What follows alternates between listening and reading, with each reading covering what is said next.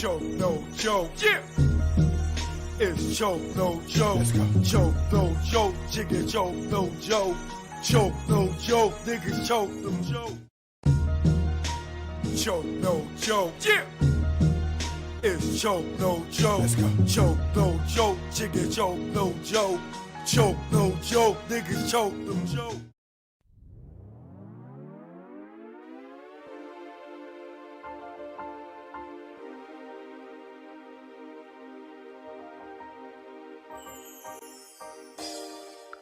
What up, y'all? It's Arthur D. Austin, better known as Choke No Joke.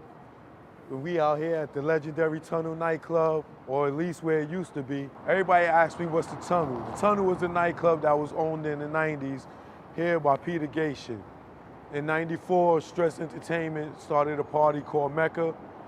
In 96, Franchise Entertainment took it over and they had it until it closed. All the biggest names in hip hop perform here, from Jay-Z, Meth and Red, Dr. Dre, Snoop, Nas, Puff Daddy and the Family, Eve, you name it, they was all here. If you had heart, you came here. But everybody didn't have heart. So it's time for y'all to enter the club most people feared to enter, the Tunnel. The Tunnel wasn't a unique hip hop club, and its foundations were based on the concept of bringing hip hop from all the boroughs to one location. And it was the brainchild of Peter Gatien.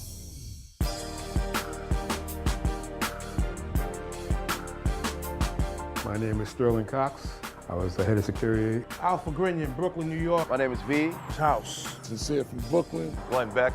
Jumping Lee, whatever Lee you want to call me. Omega. Ray Mack. Diamond. Craig. Candy. Big Box. Big Country. Ramona Diaz. Big Penna. Big CB. John Bass Raleigh. Sean Brophy, sound engineer. DJ Johnny Walker Red. MC Frank Jigger, the celebrity's choice. Choke No Joke, legendary videographer. Supreme Bigger Figure, Big Cap, The Warden. Big G, AKA the ringleader.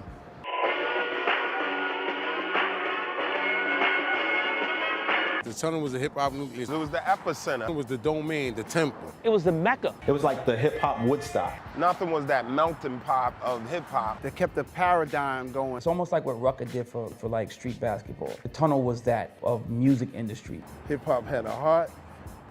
That shit was one of the main arteries. It was actually a Mecca. That's what the original name of the party was, Mecca. It was like a time machine. That's how the Tunnel was. You came out a whole different individual. We went in there, young men with attitudes, and came out there wiser men with our lives. It was definitely a starting, beginning spot for artists to come and mingle and branch out and get your record heard and get your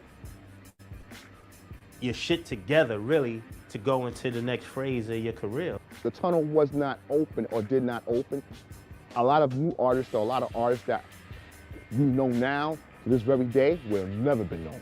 All these artists out today need to be happy that the Tunnel was fucking open. Nobody would hear none of y'all singing tight pants niggas right now. The Tunnel was a platform for niggas like Jay and Puff, Wu and Mob and DMX and Rough Riders. Niggas don't respect these niggas today, man. You need to realize, man, without them niggas, man, and their platform, it made a lot of moves for niggas today. It happened there, it made it relevant. Became a pillar of hip hop. The Tunnel is the nucleus of hip hop. And I'll say all the way down south, because when the Tunnel was open, wasn't too much going on down that motherfucker. Y'all can say what y'all want, east of the south, but New York made the shit pop. New York was where it's at. The Tunnel in New York is where you needed to be to pop. The Tunnel was definitely a hip-hop nucleus, yo. It was just like the galaxy, and bring other planets in. You have people from France, Germany, London, everywhere. If they came to New York, they had to go to the Tunnel. Hi, from here, I come here to meet you, and I'm going to every other place. I'm going to the Bronx, to Sedgwick Avenue, with Cool Hook, to the party, and Cedar, and then I'm going to the Tunnel. It was our barometer for, how we were really gauging records, and we were really, studying the behavior of the consumer. Saying it ain't just like how they do it now. You could just throw a record out and, wait 8 weeks, 10 weeks, whatever for the shit to bubble. Niggas was putting them records on to see if them shits get that reaction. And if the shit was popping, niggas would fast track it. If it wasn't, niggas would go back to the drawing board. Absolutely. It's the definition of hip hop nucleus. Everything was there. Everything that surrounded hip hop, from fashion to music, hairstyles. Like it encompassed every part of the hip hop experience, and they put it all in one building on a Sunday night. If you go as far back to little hole in the walls and little, centers where people start elaborating, playing the sounds and displaying the culture, to within later on you have places that was up in Harlem like Harlem World, or up in the Bronx called T Connection, just using them as an example, or many other places all throughout the city. And then years later here come places like Union Square and Latin Quarters. The last of the Mohegans of for real hip hop had became the Tunnel. Tunnel was definitely a hip hop nucleus. It really was. And you gotta say, believe it or not, the wagon master was a one-eyed white guy from Canada, Peter Gation. Nothing will ever be like the Tunnel. Let's go. Alright. Let's go out to the ladies. I got one for y'all.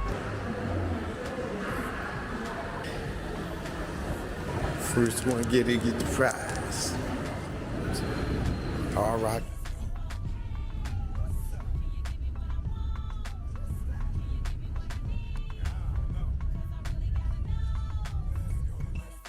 In my room, pissy or boom, alarm clock banging, big tune. Stuck, forgot, I laid up with Katina. Kick freak shit like Adina, please her. Even when she being a teaser, Eldita. Now they call her Knock-Nita. How I meet her? Oh yeah, Dalila. Had that ass jumping like the fever. Hit it once, real chick won't front. Heard my name in the jungle, went for the hunt. Don't beat around the bush, you scared of thorns. Days you waste, we can get it on. Word ball like James Todd Smith.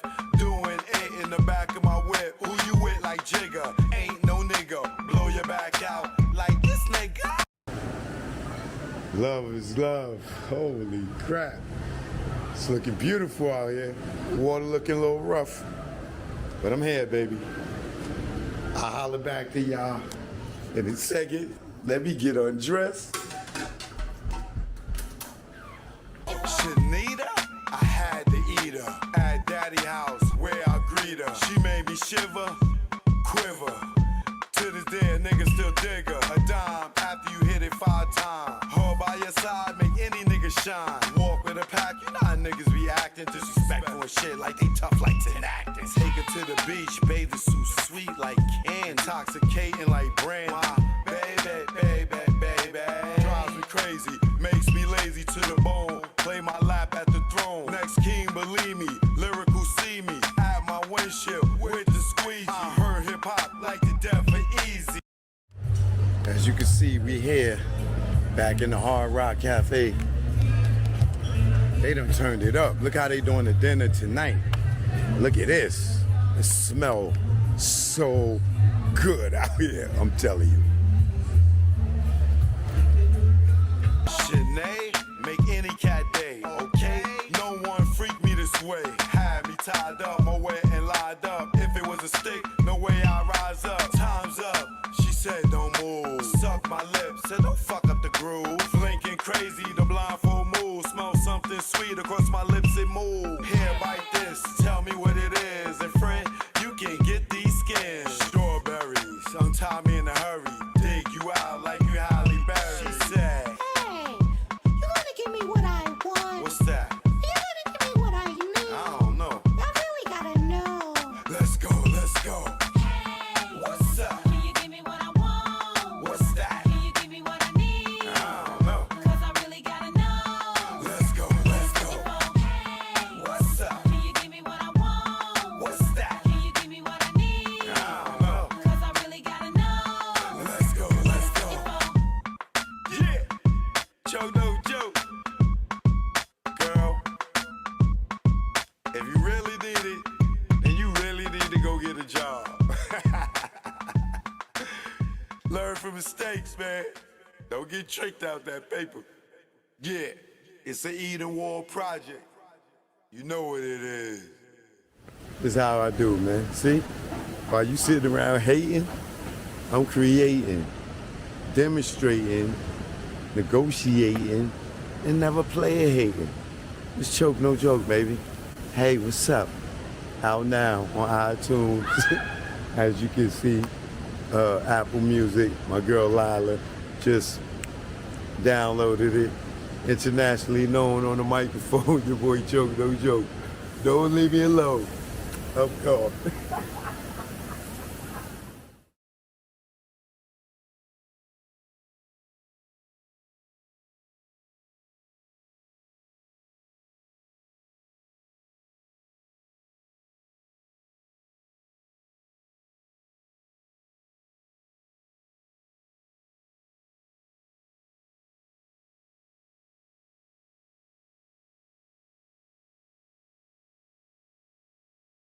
Choke No Joke. I'm in the building live.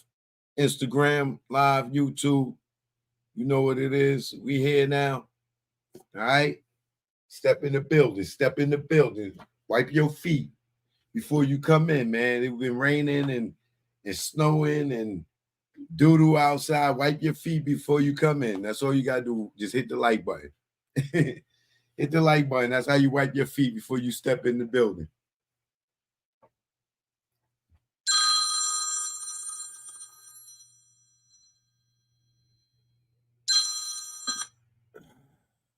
Hold on. See, I'm gonna have to put this on Do Not Disturb.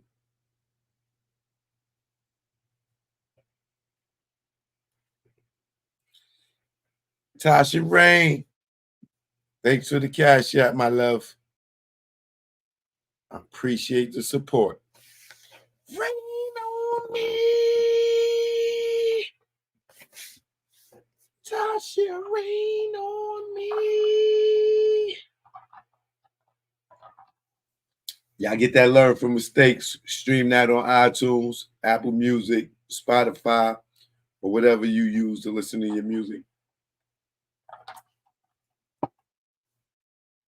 Choke No Joke, I am in the building, baby. We are here. We are here. Like that stuff on the bald head. G7, you know what it is. I'm going to turn this fan on.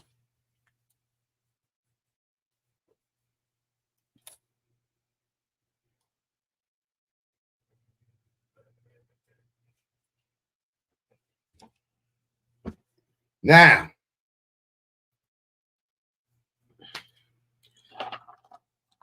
all y'all that's regulars here,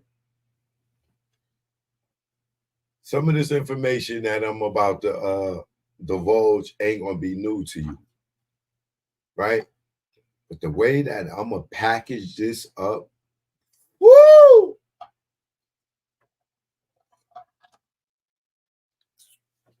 Where's my other phone there with my notes?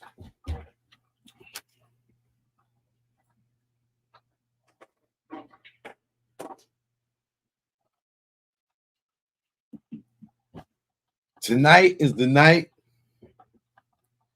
Tupac and Biggie will start seeing justice. I need y'all to hit that like button. I need y'all to share this video for those people you know that do not like missing exclusives. If you don't want to have your chat buddy mad at you, oh, my damn phone dead. Shit, hold on.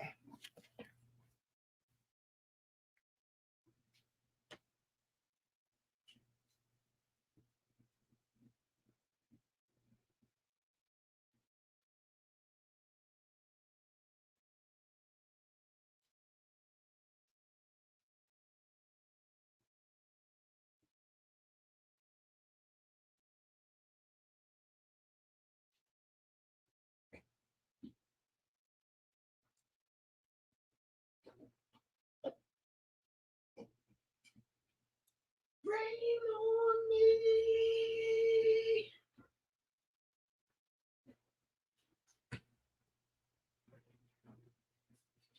Tasha, rain on me.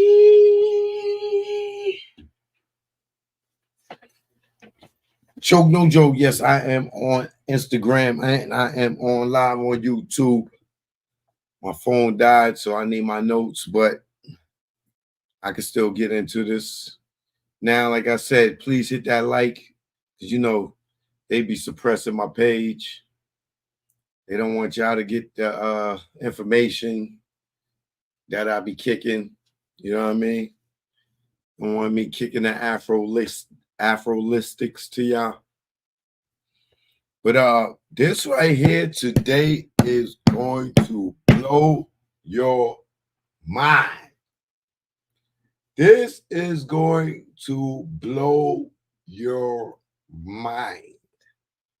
Now, I've always been telling y'all for a long time that Porkbutt Reggie Wright Jr.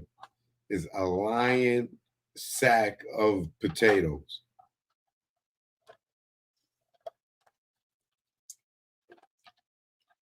Right?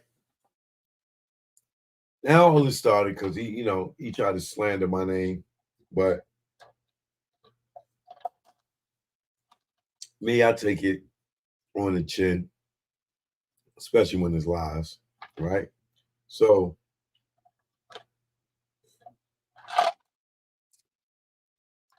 hey, what let me run down some of the lies that this guy told. He said he don't know Kevin Gaines, right? Don't know him, never met him, right? I don't know none of these Rampart cops or none of these guys, right? He said that, right? He don't know Kevin Gaines, right? And Kevin Gaines never worked for him or was around him, right?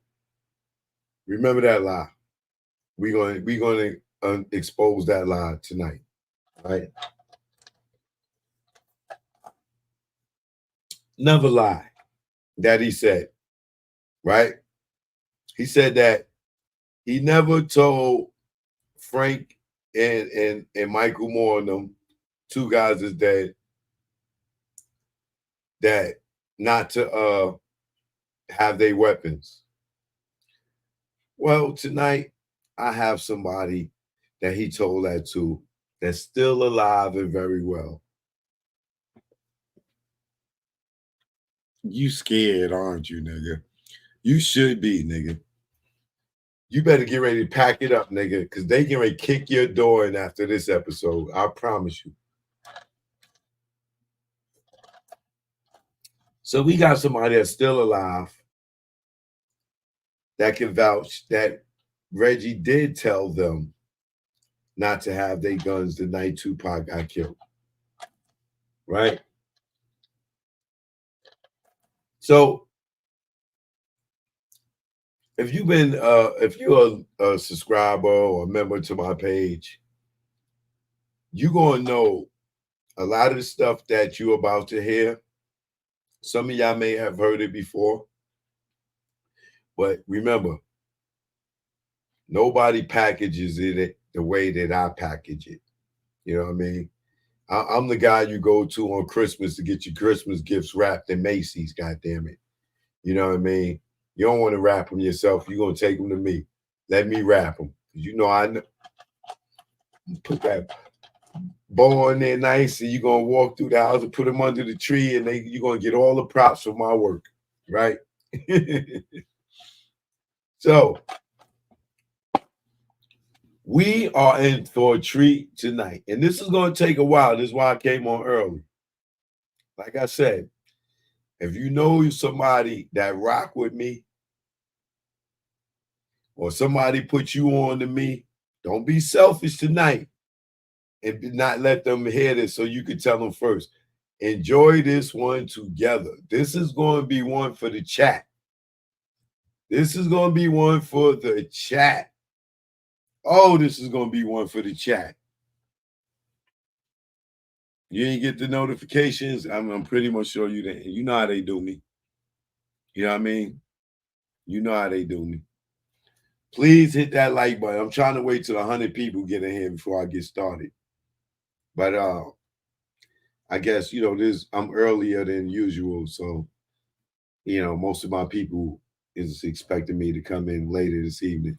So they might not even know no more. And we know they don't send out the notifications, because they be notificating when it come to choke no jizoke, right? So I'm going to use some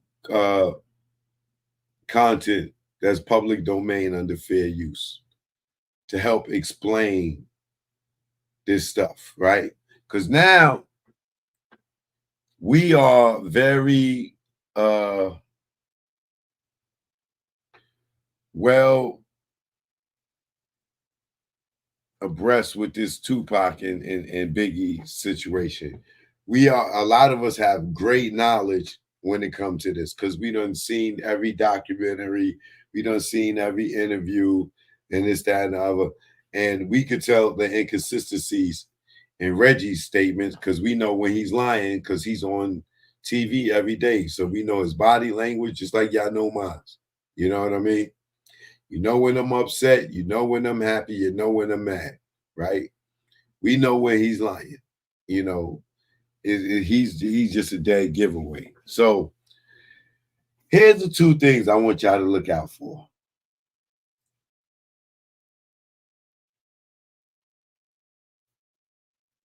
One is he said he don't know who Kevin Gaines is. He never met him, this, that, and other. I'm going to show you, I'm going to debunk that, right? The other is that he didn't tell security that they couldn't have their guns. Well, like I said, I got somebody that's still alive. He could run that bullshit and discredit Frank and Michael Moore, even though we know they validated and their word is the truth because they are recorded talking about the incidents prior to them dying. So he could try to flip it and play it like they crazy or this, that, and other because they not here to have a rebuttal. But we still have one more death row security or right way security still alive, still here to tell it, right? So what I'm going to do is first, I want y'all to hear the full conversation between Michael Moore and Frank Alexander. Now that this trial is coming forth, I'm hoping that if not one of y'all, all of y'all, take this show and send it to the prosecutors. Send it to Keefe D's lawyer. Send it to the judge. Because Keefe D is a goddamn scapegoat. Orlando Anderson was an scapegoat. And now that we got 100 people in here, let's get this started. I need y'all to listen well.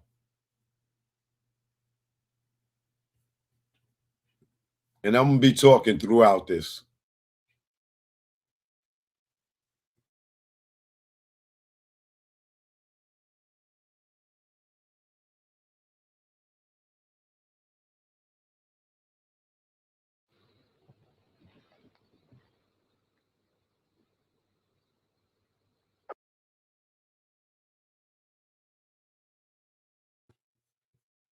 Before I do that, let me do this.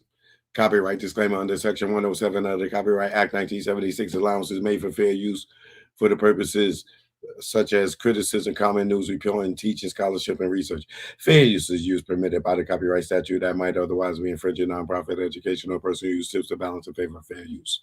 Joke, no joke. I am using this content under fair use for the purpose of criticism, comment, and news reporting. Okay? Let's get into this. This is going to blow y'all minds today. We're going to know who was responsible for the Tupac killing. All right? Listen. What you're about to hear is two of Reggie Wright Jr.'s of Right Way Security, who was doing security for Death Row. Reggie was Suge Knight's personal bodyguard or security. And what you about is two of his workers talking about the night Tupac got killed, right? Michael Moore was one of the people that worked for Tupac, and Frank Alexander was the other one that worked personal security for Tupac. All right? Pay attention and listen. The audio ain't that great, so you got to listen up. All right?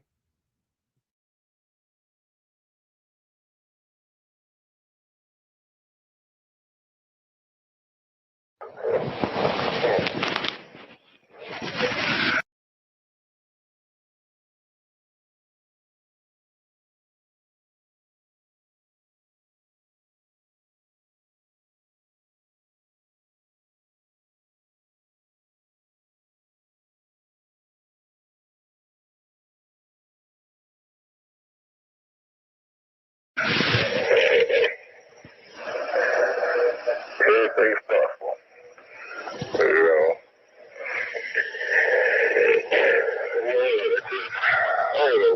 I'll put in contact with you. I got to pick up. Okay. It's going to be easy for an hour or so. Okay. All right. Sorry about that.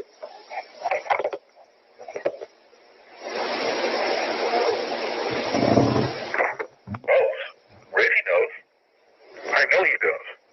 Because he said some things that are weird. Things that you normally don't say. He said. Like what?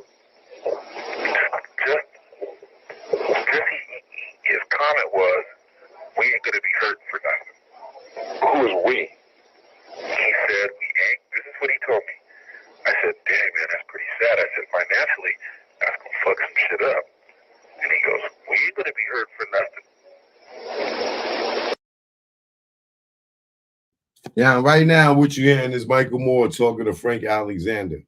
And what he just said to him is, he like, damn, nigga, Pac is dead now, man. That shit gonna hurt financially. And Reggie says, we ain't gonna be hurting for nothing. And that's why Frank like, who the fuck is we? Like, that nigga don't own no company. Who is we? Right? But what Michael Moore is saying is that is a strange response to be having, like when Tupac died. You talking about, oh, we ain't gonna hurt for nothing? What?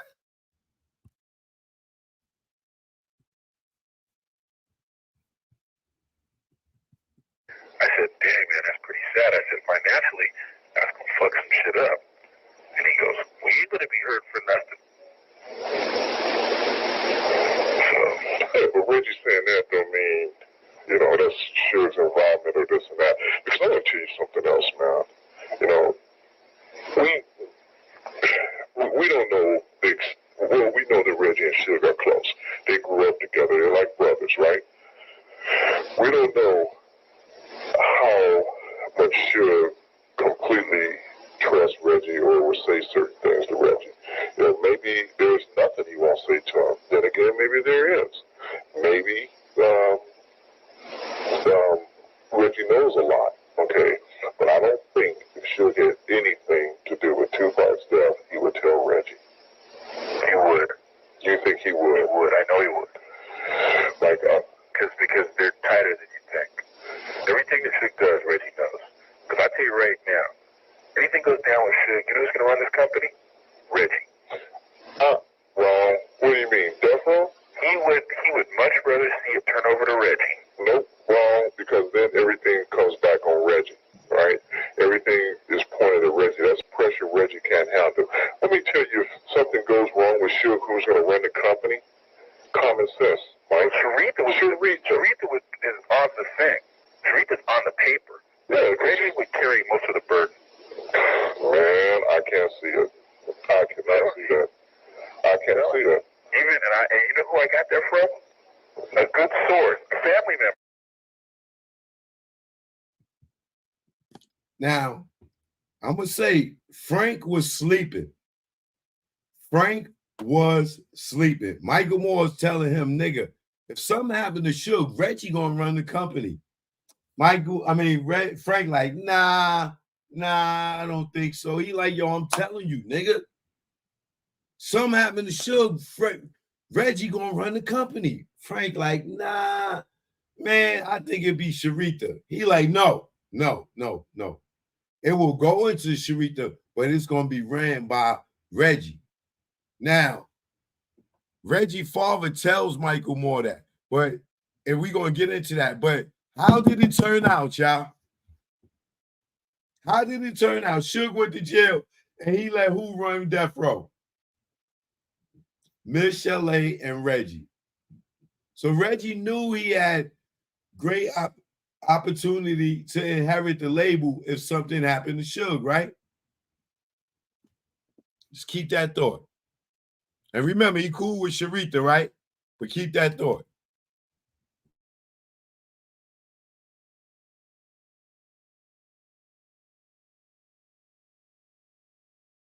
Man, I can't see it. I cannot see that. I can't see that. Even and you know who I got that from? A good source, a family member. A family member. Reggie's dad. Reggie's dad told me that. Wow. He said, Michael, if anything happens to Suge, this is what he told me. Anything happens to Suge, Reggie would run the majority of the company. And I said, even over Sharita? He goes, trust me. Reggie, you know why? One thing Suge does is trust Reggie. He does. I'm saying Reggie fucked that whole shooting deal up. All that shit was Reggie's fault. Reggie was the one that wasn't with Suge. Reggie was the one who, I was at the hospital when Suge called Reggie in there. You see what I'm saying? I was there. One thing Suge didn't do is he didn't blame any of it for Reggie. And trust me, this shit was all Reggie's fault. Yeah, it was. It was all Reggie's fault. It should have been blamed. Y'all hear that? It was all Reggie's fault. This is Reggie's security. It was all Reggie's fault. Suge was ignorant. He trusted this grimy ass nigga. He ain't see him for the snake that he was. He probably see it now, but it's way too goddamn late. But as they said, it was all Reggie's fault. We all know this, right? If he's the head of security, if somebody get killed and he's the head of security, we already know it's his fault. But watch how they break down how it's his fault.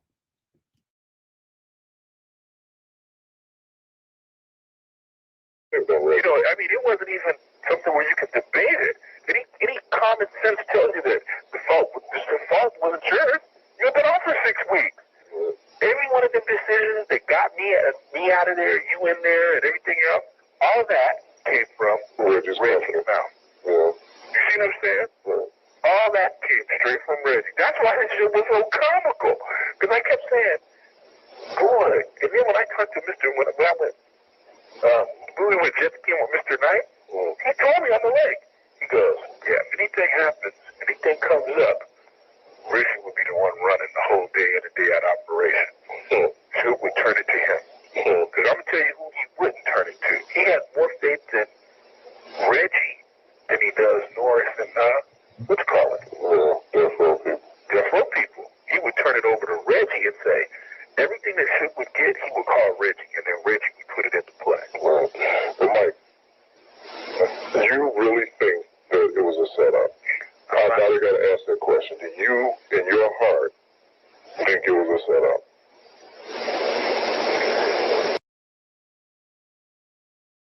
Y'all hear that?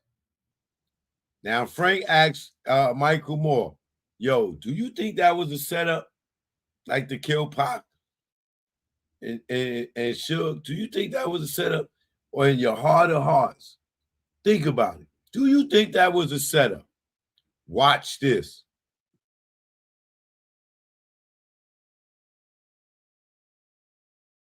Do you, in your heart, think it was a setup? That's a hard question. It's a hard question for me, Frank. Okay, but see, Mike, it's not for me. You see what I'm saying? Let me tell you why it was hard. Because I've heard some other, because remember I hang out with Reggie. Right. And me and Reggie, we're sort of tight. Right. But me and you and Reggie, I hang out with both of y'all, so I'm telling you, from the end that I see with him, when he told me the other day, because like he told me, he goes, yo, man, go order me some red carpet. I go, what? You need to put red carpet in your penthouse suite? Are you a fool? He said, yeah, man, I'd have crossed over to the other side. Then he started laughing.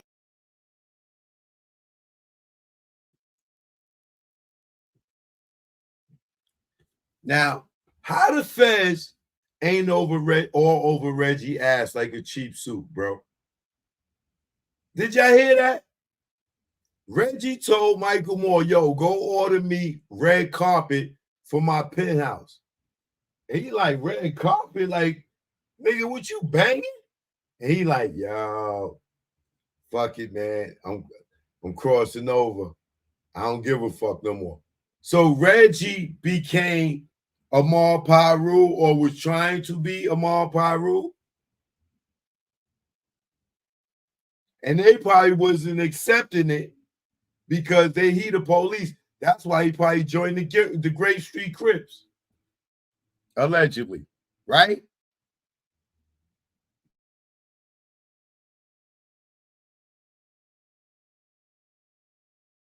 Because like he told me, he goes, yo, man, go order me some red carpet. I go, what?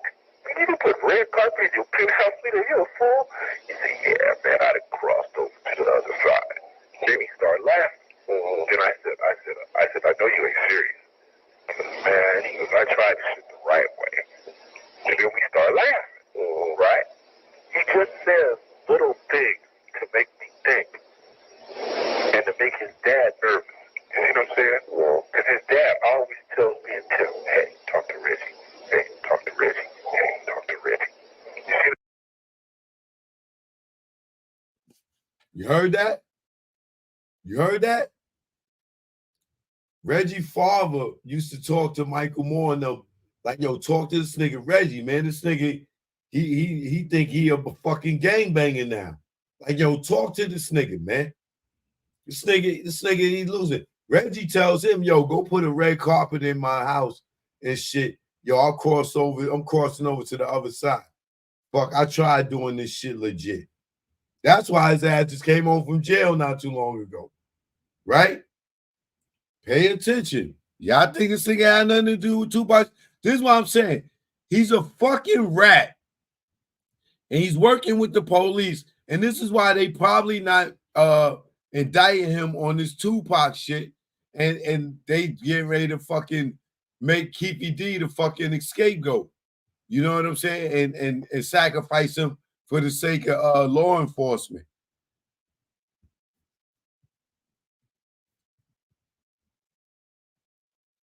Then I said, I know you ain't serious. Man, he goes, I tried this shit the right way. And then we started to turn it to him. Because I'm going to tell you who he wouldn't turn it to. He has more faith in Reggie than he does Norris and, what you call it? Death Row people. Death Row people. He would turn it over to Reggie and say, everything that shit would get, he would call Reggie. And then Reggie would put it into play. And Mike, do you really think that it was a setup? Now we got to ask that question. Do you, in your heart, think it was a setup? That's a hard question. It's a hard question for me, Frank. Okay, but see, Mike, it's not for me. You see what I'm saying? Let me tell you why it was hard. Because I've heard some other, because remember I hang out with Reggie. Right. And you know me and Reggie, we're sort of tight. Right. But you know, me and you and Reggie, I hang out with both of y'all. So I'm telling you, from the end that I see with him, when he told me the other day, because like he told me, he goes, yo, man, go order me some red carpet. I go, what? You need to put red carpet in your penthouse suite? Are you a fool? He said, yeah, man, I'd have crossed over to the other side. Then he started laughing. Then I said, I know you ain't serious. Man, he goes, I tried this shit the right way. And then we started laughing, right? He just says little things to make me think and to make his dad nervous. You see what I'm saying? Because his dad always tells me and tells me, hey, talk to Reggie. Hey, talk to Reggie. Hey, talk to Reggie. You see what I'm saying? Now, I'm going to tell you right now, Frank, between me and you, Reggie's in too deep. Oh, yeah, he's in way too deep. Well, we figured that was happening anyway. We talked about that before. There's no reason for him to be here as deep as he is. You see what I'm saying? Yeah. So he's doing this shit out of loyalty. He's sticking around out of loyalty. Then they said some things, right, that I look back and remember what he said. What you gonna do, Frank? What you gonna do? You know what he wanted you to do? Do you really want to know? Yeah. So you know. Mm-hmm. See, but that's deal. With them, that was for real. There wasn't no joke there. Well, sure, guys, knew what I was going to do. Yeah, what you going to do, Frank? What you going to do? Well, you know what he meant? No. You don't? No, I don't. Obviously, I don't. What did he mean? He wanted you to take someone out. Like, okay, Frank. So right there, he tell him they try to put pressure on Frank, like, yo, Frank, what you gonna do? What you gonna do? Because Tupac got killed. And he said Reggie was trying to get Frank to murder something, like allegedly. He wanted him to do something by putting pressure on him, like, yo, what you gonna do? What you gonna do? But little do they know that this nigga is behind the Tupac shit. But they putting it together in their head. You know what I'm saying? They trying to trick Frank and make him feel guilty about Tupac getting killed. And now they probably gonna try to get him to go ride on one of the South Side niggas because they are the alibi for this case. But you'll see. Watch.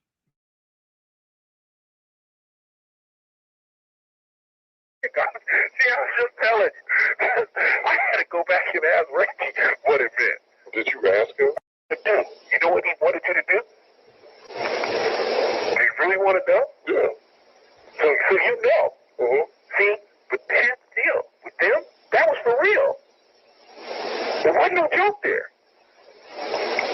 Well, sure, guys, knew what I was going to do. Yeah, what you going to do, Frank? What you going to do? Do you know what he meant? No. You don't? No, I don't. Obviously, I don't. What did he mean? He wanted you to take someone out. Like, okay, Frank. See, I was just telling you. I had to go back and ask Reggie what it meant. Did you ask him? I sure did. Really? I sure did. And he said what? He said, niggas should be disappearing. What do you think? See? Like who? That's what I'm saying. But see, evidently, they know who it was. You see what I'm saying? That's what I was saying. So right there, Michael Moore is telling Frank that he even went and asked Reggie to confirm, like, y'all want Frank to kill somebody? He like, what you think? Like, niggas need to start coming up missing. And then Michael Moore says, that's how I think they know who the fuck did it. But of course, Porkbutt knew who did it because he was in on it. Allegedly. That's what I'm saying. But see, evidently, they know who it was. You see what I'm saying? That's what I was saying. Frank. Yeah. Did he say that over and over and over? Yeah. What you gonna do, Frank? What you gonna do? My homeboy is gone. I had to go back and ask Reggie. Well, see, you remember that too? Yeah. I remembered a complete conversation. There's a reason why I remembered it. Because the first thought that came to mind, they want you to take some action. You didn't feel that? Mike, I probably didn't even think about it. You know what I'm saying? So I went back and asked Reggie straight up to his face. I said, Reggie, what was Suge implying? And then Reggie, he got sort of stupid on me. Oh, nigga, you don't know what, see what I'm saying? He said, you don't know what's up? Niggas need to be disappeared around here. You know, that's all shit in the field. You know, that kind of shit. I was talking to you, serious?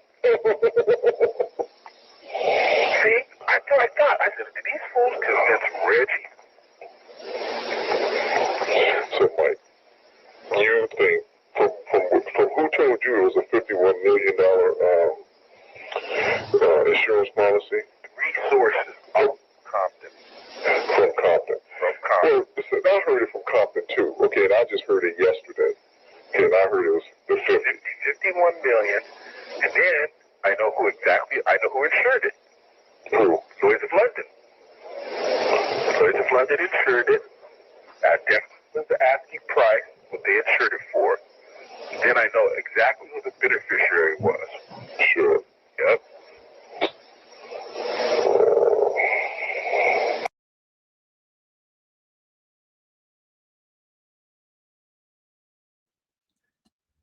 Now, it's not abnormal for a record label to take out an insurance policy on the artist. We all know that. Like today, like back then, it sounded foreign. But today, we know all the goddamn labels do that shit. You know what I'm saying? But we say Lords of London, I guess that's the insurance company, had a insurance policy on Tupac for $51 million, and Suge was the beneficiary.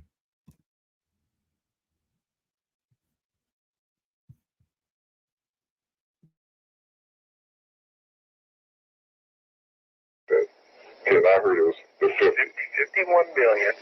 And then I know who insured it. Who? Lloyd's of London. Lloyd's of London insured it. Definitely was the asking price, what they insured it for. Then I know exactly who the beneficiary was. Sure. Yep. So why point everything back to me? Oh, it has to be pointing towards you. It has to point to you because you take the heat for everyone else. It's logical. It's logical. We could say, well, security, and then that's why Reggie ain't big to speaking up. He knows that they could blame you, and then it's just on you. Frank didn't have his gun. You see what I'm saying? Hey, and you know what? I got to thinking about the whole thing. Remember when I made a big deal about me being on him? And the thing? Remember when I said, hey, man, I don't know if that shit is right. I said, because, I've been with him, and they sort of, how they shunned me off? Nah, we gonna go ahead. And I said, hey, Reggie, I said, I've been with him the whole week. Then he just went. Then he did something that was weird at the table. I don't know if you've seen it. He said, don't worry about it, Michael. Don't worry about it. Don't worry about it. You see how he got sort of frustrated? Why? You know what? Now let's think about that. Would he have normally made a big deal with me staying with him? No, absolutely not. No. You see what I'm saying? Now, even right here, yo, somebody call 911. Reggie's busted. Somebody call 911. Reggie's busted. Listen, he said right here, it was weird. Like, I'm like, yo, I'm on pop. And they like, nah. He like Reggie getting frustrated and with him like any other time, he don't give a fuck. Like, why does he give a fuck now? Right? I'm telling you, Reggie's all over this Tupac killing, boy. The police is protecting him. Remember when I made a big deal about me being on him? And the thing? Remember when I said, hey, man, I don't know if that shit is right. I said, because, I've been with him, and they sort of, how they shunned me off? Nah, we gonna go ahead. And I said, hey, Reggie, I said, I've been with him the whole week. Then he just went. Then he did something that was weird at the table. I don't know if you've seen it. He said, don't worry about it, Michael. Don't worry about it. Don't worry about it. You see how he got sort of frustrated? Why? You know what? Now let's think about that. Would he have normally made a big deal with me staying with him? No, absolutely not. No. You see what I'm saying? Absolutely. That shit was weird. Yeah, because you were an alternate. That's right. You were an alternate bodyguard because Kevin Hackey wasn't there. That's right. And Kevin's supposed to have been there. I had a Frank for the whole week in New York. Right. There was no deal for me saying, why would they keep insisting that I do the cash register? They were insisting that. You didn't notice it? No, I do. And I'm sitting here going to myself. Yeah, I was sitting right there in the meeting. That's right. And I'm saying to myself, why is it a big deal? I've been with this fool. Everyone in the room knew that I we had just got back. Man, Y'all paying attention? Reggie putting Michael Moore on the cash register at the Club 662. He want him to be security for the cash register. This nigga been with Tupac all week. Now you taking him off Tupac and you put him at the cash register? The cash register. Michael Moore's like, yo, that ain't make no sense. That was weird. Like, everybody know I'm with Pac. And me and Kevin Hackey switch off. Kevin Hackey ain't here. Why you don't want me with Pac? You want me at the cash register?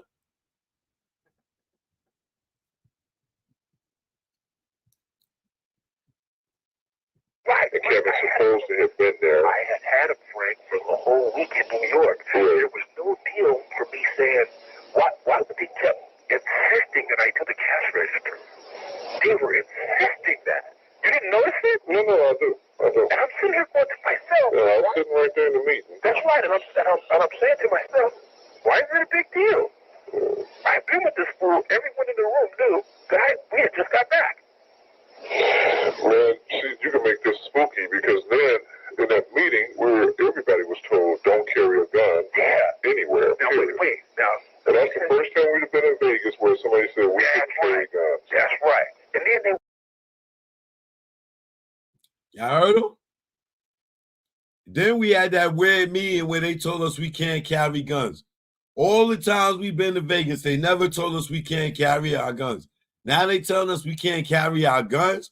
This is where they get into Reggie and them talking about don't carry the guns. This whole shit was a setup. This shit ain't got nothing to do with no Orlando Anderson. Y'all niggas is goofy.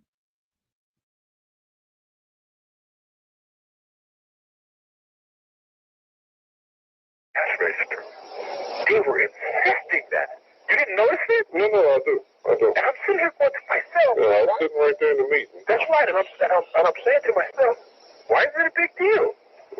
I've been with this fool. Everyone in the room knew that we had just got back. Man, see, you can make this spooky because then in that meeting where everybody was told don't carry a gun anywhere. Now, wait. Now, and that's the first time we'd have been in Vegas where somebody said we should carry guns. That's right. And then they were really persistent about you not having one. You see what I'm saying? They're going to be checking you. And then they was even trying to convince the people in CCW not to carry. Right. Like they wasn't going to give them courtesy up. Right. You see what I'm saying? Right. And then I looked at it. Now, we'd have been to Vegas about 5 times, Frank. Right. Have you ever heard him say, don't carry your weapon? Absolutely not. Let me tell you this. What does Reggie always say? Oh, yeah. They always say, make sure you have your shit. Yeah.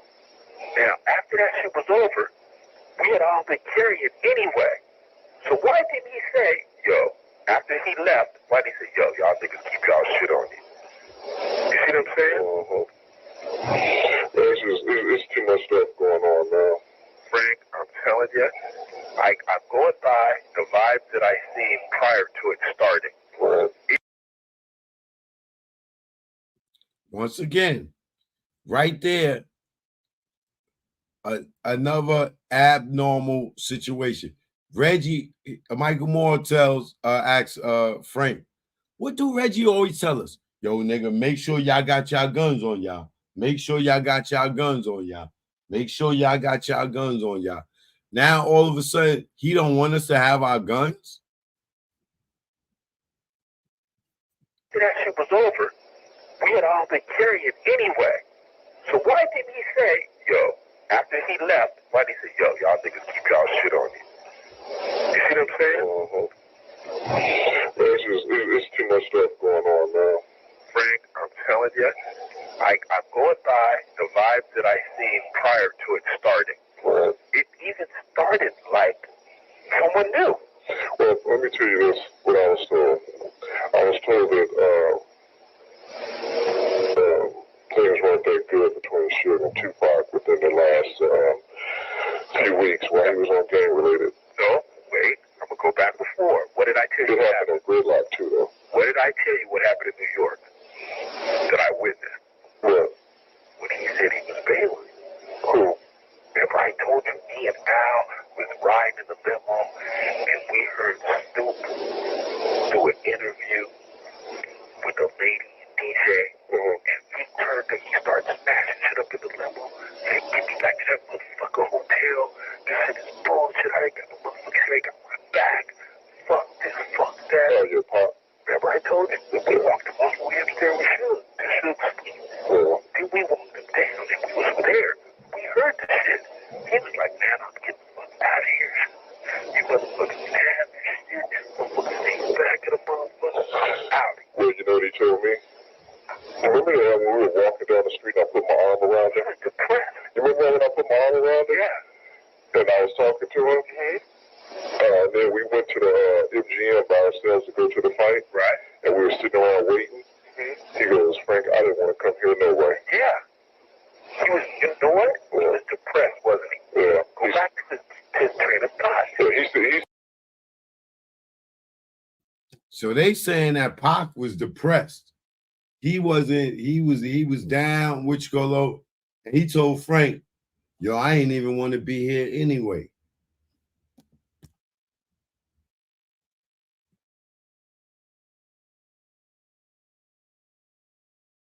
to the MGM by ourselves to go to the fight. Right. And we were sitting around waiting. He goes, Frank, I didn't want to come here no way. Yeah. He was, you know what? He was depressed, wasn't he? Yeah. Go back to his train of thought. Yeah, he said to me he didn't want to be there no way. Well, get this. I was told that while he was on gang related, that last week he was upset about going to Las Vegas. Frank, I'm even go better than that. When you went upstairs to change your clothes, and we were downstairs, I said, man, what's up? Because he was moving. Like a little bitch. Right. Oh, Pac wasn't feeling too good at Death Row in these last days, y'all.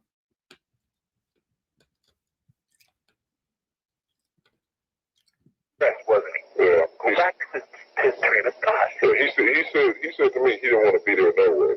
Well, get this. I was told that while he was on gang related, that last week he was upset about going to Las Vegas. Frank, I'm even go better than that. When you went upstairs to change your clothes, and we were downstairs, I said, man, what's up? Because he was moving like a little bitch. Right. I said, yo, what's up? Man, it's all kind of bullshit. And he told me, he goes, Mike, whatever you do, come back downstairs when you get dressed. I want you to be there. And I thought, boy, Pac, if anything, he wants to ditch me. Right. So he had already tried. He ain't never, ever said to me since I've been working for him, come back down, I need you here. He ain't never said that, Frank. Never. So Pac was feeling the vibe that something wasn't right. Because Michael Moore said he always tried to ditch him. Like, you know what I'm saying? Them niggas, they ain't really have a good relationship. But, you know, because Michael Moore was always trying to do his job and shit. So Pac would like sneak out on that nigga, jump in the car and jet off on that nigga. He said the night of Vegas, he asked Michael Moore, like, yo, you gonna be with me tonight, right? Like, yo, you go in and get dressed, you coming down, right? You gonna be with me, right? And Michael Moore say, this nigga used to always try to ditch me. You know what I'm saying? Like, Pac was all down, feeling down. He had his head down near the casino, near the slot machine. He like, yo, man, what's wrong with you? What's up, man? And he like, yo, you coming, right? You gonna be there, right? He said he never asked him that before. He felt it, bro.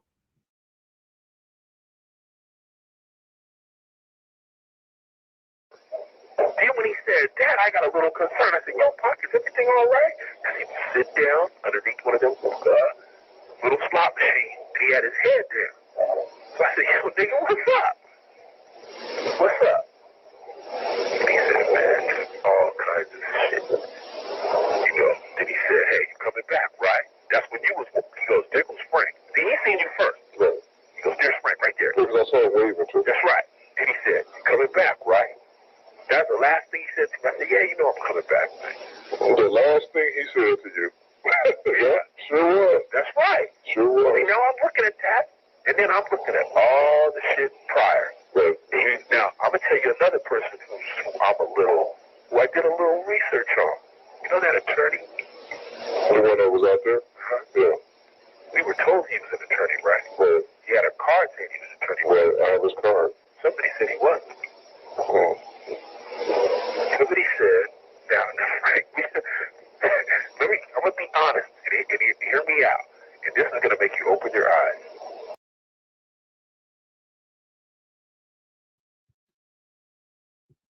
Now, right here, what you're hearing is Michael Moore said, remember Reggie told all of them to come have this meeting with this attorney, and the attorney is the one that told them that they can't carry their guns, right? Michael Moore said he researched the guy. He can't find him as an attorney. While they in the meeting with him, he's looking around. All the pictures on the wall ain't the guy that's in the room, right? The name on outside the office ain't his name. So he's saying, yo, I don't think that guy was a lawyer. And who the fuck was he? Right? But all he kept saying is, yo, y'all ain't got no guns, right? Y'all ain't got no guns, right? Y'all ain't got no guns, right? Y'all ain't got no guns, right? This whole shit was a setup. And Reggie ass was in on it, allegedly. I gotta say allegedly. Until it's proven in court. And then I can say, I told y'all so.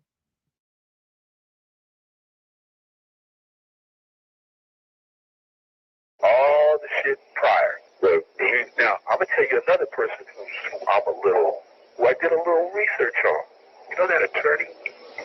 The one that was out there? Yeah. We were told he was an attorney, right? Well, he had a card saying he was an attorney. Well, I have his card. Somebody said he wasn't. Oh. Somebody said, now, Frank, I'm going to be honest, and hear me out. And this is going to make you open your eyes. Frank, was it necessary for all of us to go there and hear that? Or did just Reggie have to go? Well, Reggie should have been the only one that went. Why did we have to go? Yeah. See what I'm saying? Right. Reggie could have dealt with that and then had a meeting with all of us. Why was he so insistent that we were there? Remember how much he made a big deal? Right. I need all you guys over here. I need all you guys at this guy. Why did they do that? You have to give me an answer on that. Well, see what I'm saying? Yeah. Why? First of all, I'm the owner of the company. We're getting the licenses and working. Isn't that business end of it? Isn't that something that's between the manager of the company and the person getting the licenses? That's right. But you never hold a meeting. Not with all of the employees. Not with all the employees there. Yeah. And then insist that we get there. Remember how he went off? Reggie went off when he thought motherfuckers wasn't making it? Right. You see how mad he got? And then, look at the message. Really? Did he say anything in that whole meeting, or did he just talk about not carrying a weapon? That's how we talked about, basically. What else did he say, Frank? It was hard for me to even remember anything else he said. Yeah, I don't remember a whole lot he said either. He made it a point to make sure about the weapons. He made it a point. Yeah. He made it a point. Now, didn't Reggie tell y'all that he didn't tell these dudes not to have their weapon? And Frank supposed to have his weapon, and in the book, he talked about he left his weapon in the car, all that. They had meetings with a fake ass lawyer that they saying is they don't know who the fuck this dude was. That was some business for them to handle.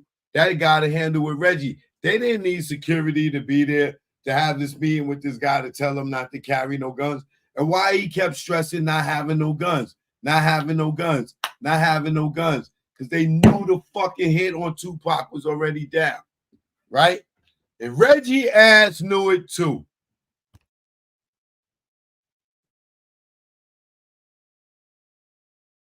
Allegedly.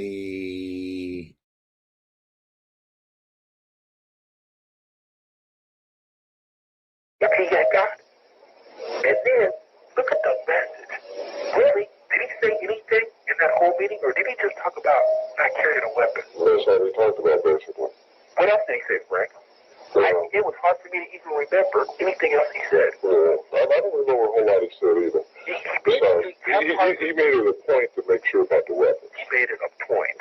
He made it a point that none of us had any weapons. They may even ask me personally because they know I usually carry mine even like I'm hard-headed. They asked me individually because he asked me, he goes, Mike, you're not carrying a weapon, are you? This was when you got to the club? No. This was at the meeting. Because he goes, somebody had told him that I was with Pac the whole time. And he goes, you're not carrying a weapon up here, are you, Mike? And I go, yeah. He goes, Mike, we can't have you carrying a weapon. See? Why did he go to that meeting? Who was that guy? You see what I'm saying? Now, I looked on the door, and you know how the doors that have listed the people that work in that building? His name wasn't on it. His name ain't on there. Yeah, I looked too. His name ain't on there, and I always do that. I looked too. Especially after he handed me a card. That's right. I made it a point, Frank. Because he didn't even know where his cards were. No. And that's supposed to be his office. That was his office, and he was lost. Yeah. He didn't even know where the pins were at. Right. I caught all that. You know, and I'm sitting here and I'm going, okay, we got some problems. But I didn't say nothing. But then, when Reggie made a big deal about me and you doing the switch, I knew something was wrong. I knew something was wrong. And remember I told you, I said that. Now he said that lawyer, they don't know who he was, and he was strange. All he kept wanting to make sure is Michael Moore ain't have no gun. And then he asked Michael Moore, you still got your gun? He like, hell yeah. He like, Michael, you can't have your gun, right? So then what they did is they switched off Frank and Michael Moore on Tupac. They put Frank on Tupac because they knew Michael Moore had his gun. And they convinced Frank not to have his gun. And then listen what he say here.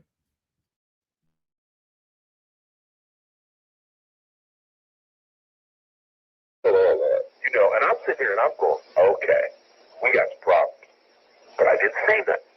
But then, when Reggie made a big deal about me and you doing the switch, I knew something was wrong. I knew something was wrong. And remember I told you, I said, that sure was weird. Ask Tim Williams. I told Tim something was going to happen. They all laughed at me. I said, Tim, something's going to happen. This was after we left the meeting? No, it was after I left you and Pac. Okay. Because I went back to my room, remember? Remember when I told you that me and Tim stopped in front of the MGM Grand? Why would I have done that, Frank? Why would I have stopped Tim's truck? I stopped and I said, Tim, I should get out. And Tim goes, man, you know they going to trip on you. I said, Tim, I should get out. Me and Tim were arguing in front of the MGM Grand while the fight was going on. The reason we were arguing is because I kept saying I should get out. You see what I'm saying?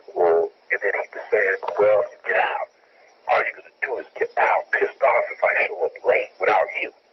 You know what Al said? He said, get to the hotel wherever he... Get this. We weren't late yet, Frank. We were supposed to be there at 8 o'clock. At 7:30, they were calling my room looking for me. They were looking for me. Wow. You see what I'm saying? It was an hour before the fight. An hour? They were like, where's Michael Moore? Where's Michael Moore? Where's Michael Moore? But there's a reason. And you know the reason they were looking for me, Frank? Guess who would have had a gun? You? Me. And they knew it. So, you know, I'm not going to answer that question if it's a setup. But you know, I'm looking at the whole picture. The whole picture is definitely on the weird side. It's weird. It is weird. Tupac was depressed. He didn't want to be there. He told me in Vegas that he didn't want to, in New York that he didn't want to come. Well, he told Kevin that, and he told me that while we were there, too, when we were sitting around waiting. Okay, go ahead. Yeah. So, you know, you're asking me, I'm telling you, some things happened that never happened before. That thing was so persistent, and it was only a meeting about carrying your weapon. I can't even remember, Frank, if he said anything else. But we're working on you guys getting cards. Don't carry your weapon.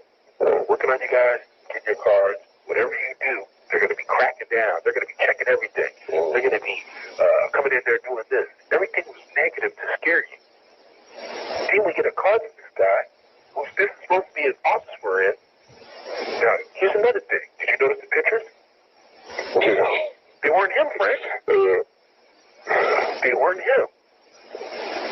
know what I'm thinking? I don't think that guy was weird.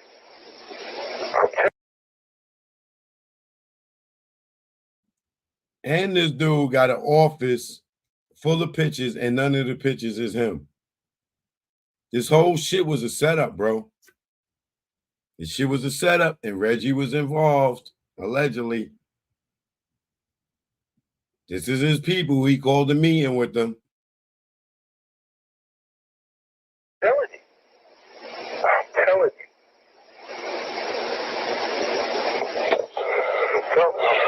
Something was definitely wrong. That office wasn't his. And then he said something about it. Remember? He said, sometimes we work in each other's office or something to that. Remember? Why would he say that? So why don't I answer questions? You see what I'm saying? I'm telling you, Frank, something is not right. I'm telling you.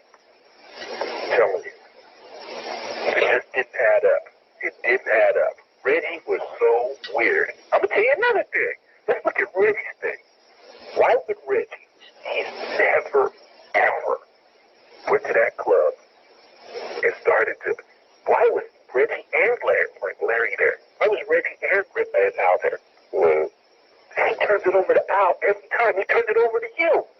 He turned it over to Marcus the time before that. He was never there. And he was never there. Why was he so insistent on being there? And Here's another one for y'all. Reggie never goes to Club 662. He's never there. The night of the Tupac shit, he want to be at the club. Michael Moore is like, yo, Reggie, what are you doing here? You never be here. Like, and he's always being Suge's shadow, except for this night when Tupac get killed. Right? Listen.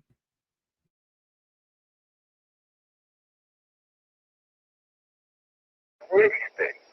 Why would Reggie, he's never, ever went to that club and started to, why was Reggie and Larry there? Why was Reggie and Al there?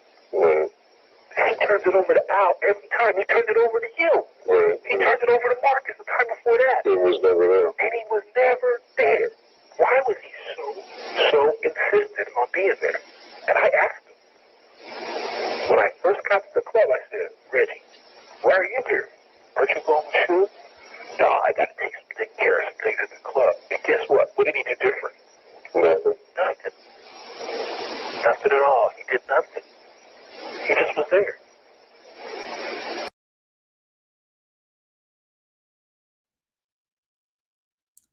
You heard him?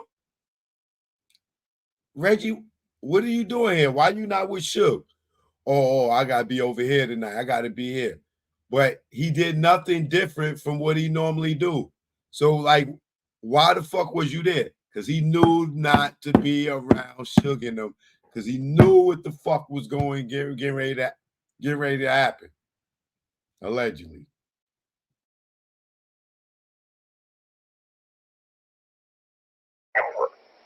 Went to that club and started to, why was Reggie and Larry there? Why was Reggie and Al there? He turns it over to Al every time. He turned it over to you. He turned it over to Marcus the time before that. He was never there. And he was never there. Why was he so insistent on being there? And I asked him, when I first got to the club, I said, Reggie, why are you here? Aren't you going to shoot? No, I got to take care of some things at the club. And guess what? What did he do different? Nothing. Nothing at all. He did nothing. He just was there. He was just there. So I'm telling you, some shit didn't add up. It didn't add up for me. I'm not convinced. By any means am I convinced. You know, the shit looks a little crazy. You know, when you look at the whole picture, why they were so insistent. Why are we in an office? This guy's name's not even on the door. This guy's giving us a card saying he's this, but we're at an office where we should even been. We've never did that. We showed up to this guy, and we had no idea what we were doing there. And he didn't even make sense when we got there. Reggie can normally tell us that. Reggie normally tells us, hey, they're going to be sweating you, don't come in when you first come in, but then whenever the heat goes down, get your shit. Reggie told us that. We had a point to have someone else be there to do it. You see what I'm saying? You don't think something's a little strange about that? See, to me, the questions aren't answered. They're not answered. Reggie never goes to that club. Never. Then all he kept doing. Well, what I didn't understand is how come Reggie is Suge's bodyguard and he wasn't with Suge?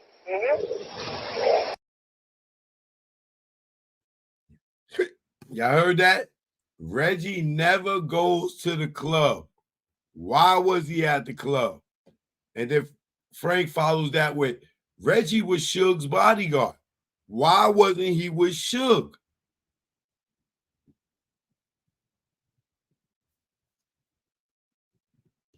We were doing there. And he didn't even make sense when we got there. Reggie can normally tell us that. Reggie normally tells us, hey, they're going to be sweating don't come in when you first come in, but then whenever the heat goes down, get your shit. Reggie told us that. We had a point to have someone else be there to do it. You see what I'm saying? You don't think something's a little strange about that? See, to me, the questions aren't answered. They're not answered. Reggie never goes to that club. Never. Then all he kept doing. Well, what I didn't understand is how come Reggie is Suge's bodyguard and he wasn't with Suge? No, here's something familiar. When Suge called for him, he knew how to get a hold of Reggie. He didn't even ask me where was Reg. That's right. That's right. Why did he ask for Reggie? First of all, before he even looked at that fight, he would have said, where Reg is. Well. Now, let me tell you this. Have you ever seen Reggie without? Nope. He ain't without him now. That's right. You see what I'm saying? Y'all heard that? It says Suge was looking for Reggie. Yo, where Reg? Ask Michael Moore. Yo, where's Reg? Nobody know where the fuck Reggie at.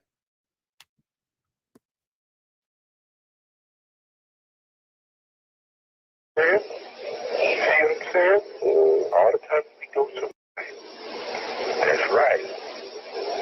Why did he ask for Reggie? First of all, before he even looked at that fight, he would have said, where Reg is. Well. Now, let me tell you this. Have you ever seen Reggie without? Nope. He ain't without him now. That's right. You see what I'm saying? You see what I'm saying? All the time we go somewhere, who's on that shoe? Reggie. Have you ever seen him where he wasn't with us? Oh, yeah, I feel you. I feel you. You see what I'm saying? You asking me questions like, and then I'm listening to one end of what he's saying, and one end of what she's saying, and I ain't buying off on that. That's why I won't answer that question about his arrogance. Really none of my business, but I'm gonna tell you there was some shit happening that was weird. You know what I'm saying?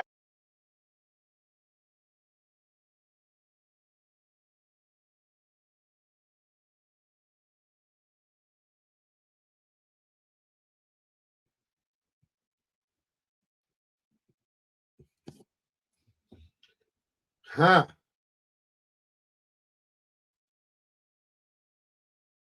Y'all heard what they said? They said at the end, right? Reggie's been Suge's shadow everywhere, forever. In this one night, he not around Suge, he ain't around Suge at all.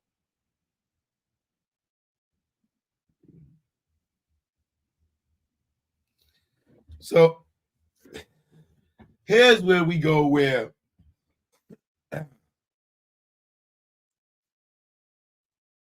Reggie done slipped up. See, he tried to discredit Michael Moore and Frank Alexander, right? I got the damn hiccups. I gotta get some water. He tried to discredit them, and he tried to shit on what they saying because they dead. But they words will forever live. You know what I'm saying? They words ain't died with them.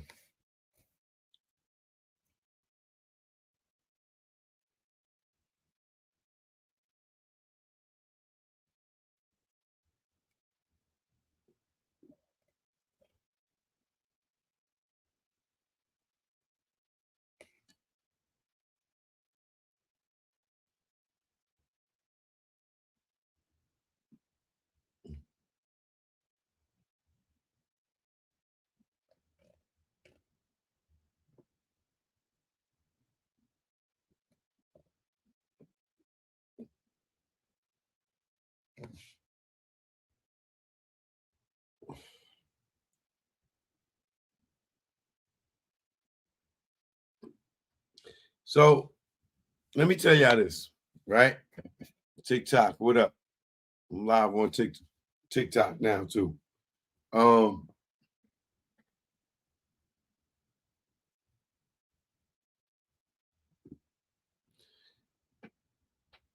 Reggie's behavior is very weird.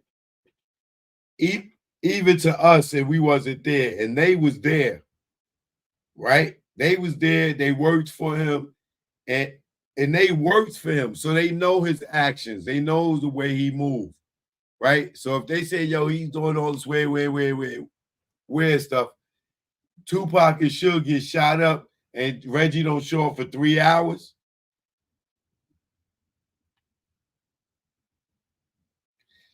On top of what you call it, Michael Moore hearing the got him over his walkie-talkie. They ain't even get into that part yet. But here's the thing. Even though rest in peace to Frank Alexander, rest in peace to Michael Moore, there's another security guard that's not dead. That sat and talked to Russell Poole in 2014, before Russell Poole died, right? His name was Death Row Dave. He was a driver and he's a white boy, right? Check this out.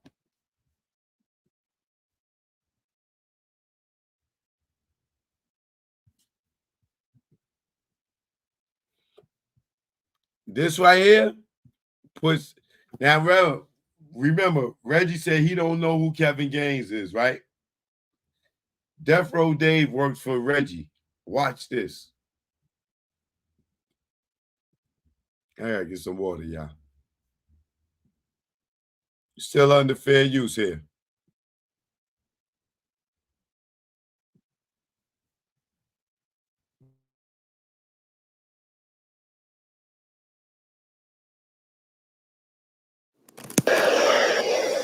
Yeah, just relax. This is just to make sure that everything that you tell me. Okay. They're good. And I'm here at my residence. I'm Russell Poole. And I'm here with Dave. It's February 6th, 2014. It's about the noon hour. All right, Dave. Go ahead. Basically how I got started. As I was working FEMA, there used to be a company called Porkbutt Protective Services. Do you know about Porkbutt Protective Services? Tom Gibby. He's a Monterey Park Reserve background investigator for Bell. Gibby is close personal friends with Reggie Wright Sr. What happened was they needed some guys, they needed some ex-cops to work off duty for Snoop. How I initially got in, what do you call it, initially got into them or introduced was through Code 4, Gibby Sr., Reggie Wright Sr., to Death Row. Death Row's offices were in Jimmy Ivan's offices at Interscope Records, off the Wilshire and downtown there, next to the 405. Yeah. The first night I met them, I was to drive them to an awards ceremony. It was either, I don't remember the awards ceremony. Oh, you're like the only white guy working there? Only white guy that was working off duty at the time. How did they, come to trust you? Did somebody recommend you? Reggie Wright recommended me to Morris Sanders. Okay, and to, what's his name? I'll remember his name in a minute. The other skinny black Somali guy that used to work for him. Anyway, Morris, something had happened at the office, and I sorted something out that was big drama for them.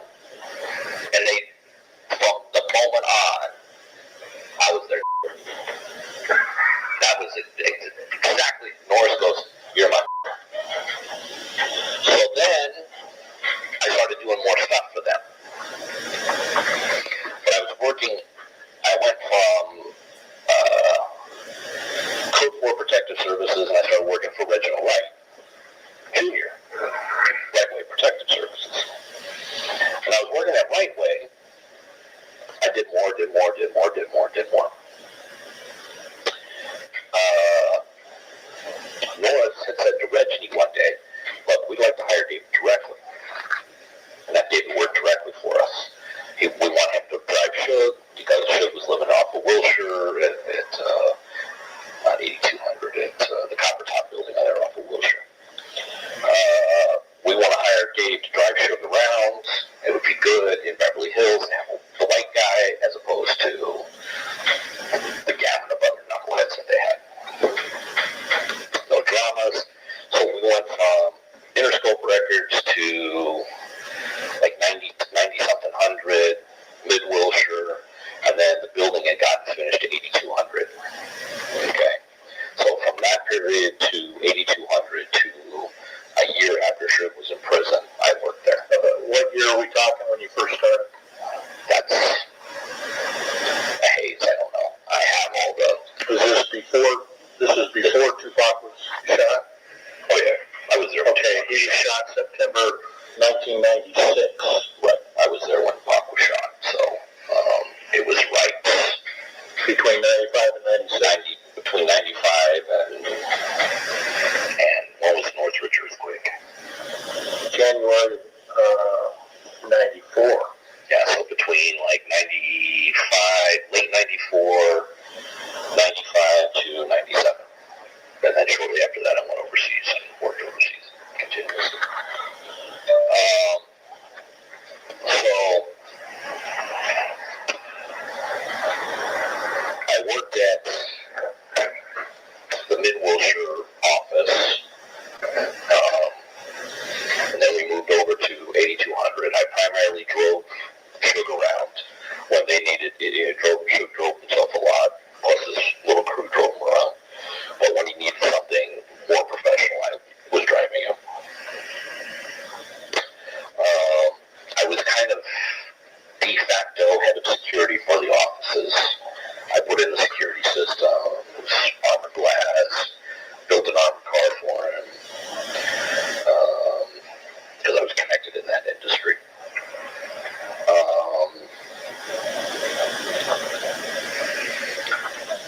Knew most of the players. I flipped through the book briefly. Hayron. Okay? Me and Hayron were good friends. Okay? While he was a gangster, we had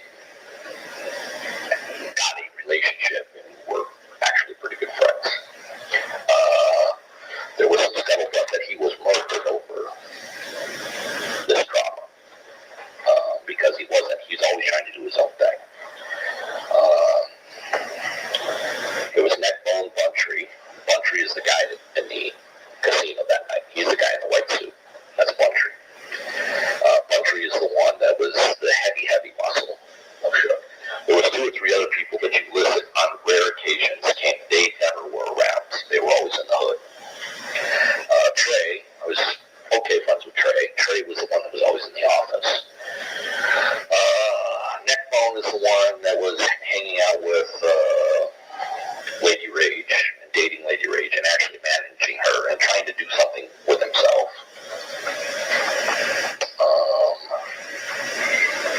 So I don't know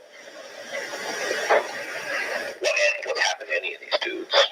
I know after the fight, these guys were Cop and Pyroos, right? Yeah, Bob Pyro. We referred to him as Mob Pyro, which stands for Money Over Bitches Pyro, which was the Club 662. How about Looters Park? Any Looters Park Pyros? Yeah, never heard them referred to. They were just always, we never referred to them as Pyro or Mob Pyro. It was, we knew who they were. There was one night we were doing a video shoot downtown Los Angeles off of, what's the site next to the helicopter port? There's a main road there. Future Chavez? Not Chavez, but Eagle Port Road. Yeah, the Eagle Port's here, and then there's a road over here. Alameda. They were doing a shoot off Alameda. It's 3 o'clock in the morning. I'm the only white guy there.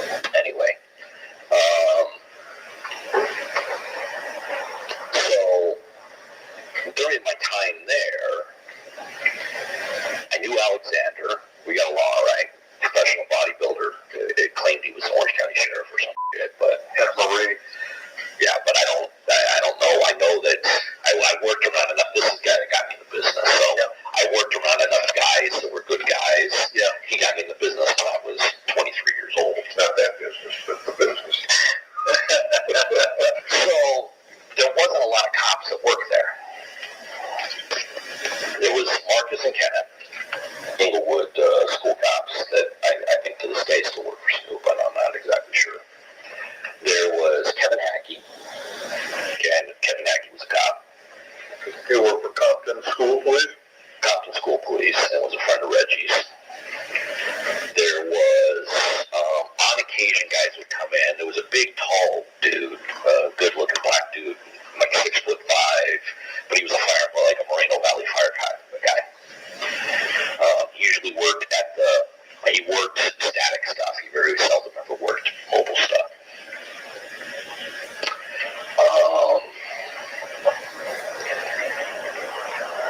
Some of the other dudes in the pictures I'd seen around, but they weren't around a lot. Most of that stuff was handled in the hood. On occasion, I went into the hood, but, me and Boris became good friends. I don't know where he's at now, but we became good friends. So I'm not exactly sure. I was there during those time periods. We knew who smoked. I know the whole story and what drama there was and who smoked Tupac, Biggie. That's a whole different other scenario. When it went down, I instantly thought there's got to be some involvement because of the way it went down. The night that Pac was shot, I was with them. I'm trying to think who was with me that night. We were with them on the floor at the Luxor an hour before he was shot. Snoop's house was next to Tyson's house in Vegas. So we were staying at the Luxor. Pac was staying. Shook had given Norris a brand new 735 or 740 BMW that they were shot in that night. Shook didn't have one in his inventory of cars, and he had just given him a brand new car with brand new wheels that were just custom cut for that car that didn't exist. So when Norris showed up, Shook jumps in the car, and he goes, "Come on, Pac." And Pac was in a car with Alexander. We were told, I don't know, 2-3 hours earlier, don't carry our guns in Vegas. Okay.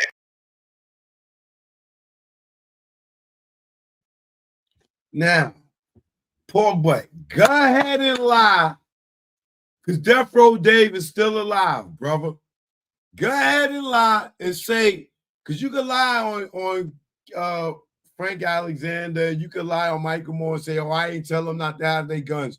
Death Row Dave is still alive. And he just said they was told 2 hours before not to carry their guns. Fucking liar. Your ass is busted. So one call 911. 735 or 740 BMW that they were shot in that night. Shook didn't have one in his inventory of cars, and he had just given him a brand new car with brand new wheels that were just custom cut for that car that didn't exist. So when Norris showed up, Shook jumps in the car, and he goes, "Come on, Pac." And Pac was in a car with Alexander. We were told, I don't know, 2-3 hours earlier, don't carry our guns in Vegas. Okay, for Reggie, this is coming from Reggie, right? Don't carry our guns. We never figured out why. The lawyer said don't carry our guns because they're trying to get us gun permits in Vegas. Couldn't quite figure out the details. Or it was another lawyer. It was David Kenner, but there was also another lawyer there from Vegas. The guy became mayor. I'd have to see his faces, and we'd have to seriously dig in and go, okay, this is this and that's that. I'm just giving you the broad strokes now. Anyway, we were told not to carry our guns. So we're with Pac. Alexander. Now, after you just heard all that weird activity that Michael Moore was breaking down to Frank Alexander, how Reggie was acting all weird and They didn't want him to switch out and him be on Pac because he knew he still had his gun. Now you got Death Row Dave, who's a white boy. He's not homeboy security. He's not a gangbanger. And he's telling the same goddamn story. Reggie and this lawyer told us not to carry our guns. The shit was a hit. You thinking fucking the fight with Orlando Anderson got something to do with these niggas talking about making sure nobody got their guns? Are y'all stupid? Why the hell is Reggie and this lawyer making sure nobody got their guns? Because if they would have killed whoever shot at Pac and Suge, they would know exactly immediately who was behind it. David Kenner was in that meeting with this lawyer telling them not to carry the guns. In Vegas. Okay, so Reggie, this is coming from Reggie, right? Don't carry our guns. We never figured out why. The lawyer said don't carry our guns because they're trying to get us gun permits in Vegas. Couldn't quite figure out the details. Or it was another lawyer. It was David Kenner, but there was also another lawyer there from Vegas. The guy became mayor. I'd have to see his faces, and we'd have to seriously dig in and go, okay, this is this and that's that. I'm just giving you the broad strokes now. Anyway, we were told not to carry our guns. So we're with Pac. Alexander takes over, and Frank, Kevin Hackey take over and take Pac. Okay. So Kevin Hackey was there that night. I'm pretty sure he was there that night. They take him. No, Hackey wasn't there that night. Or was Hackey at? Well, no,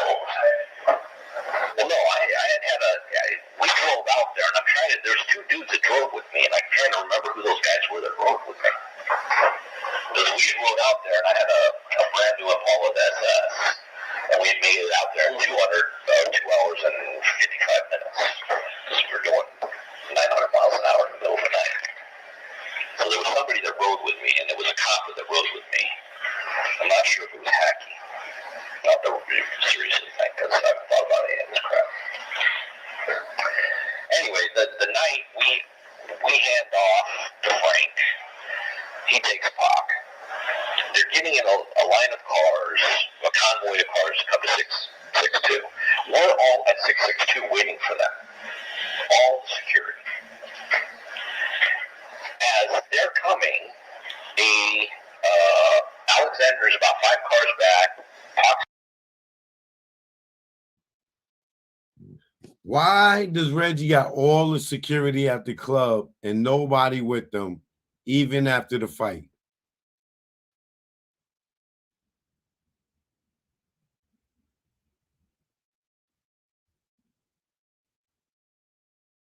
Do I have to ask the question again, or we already know? We already know.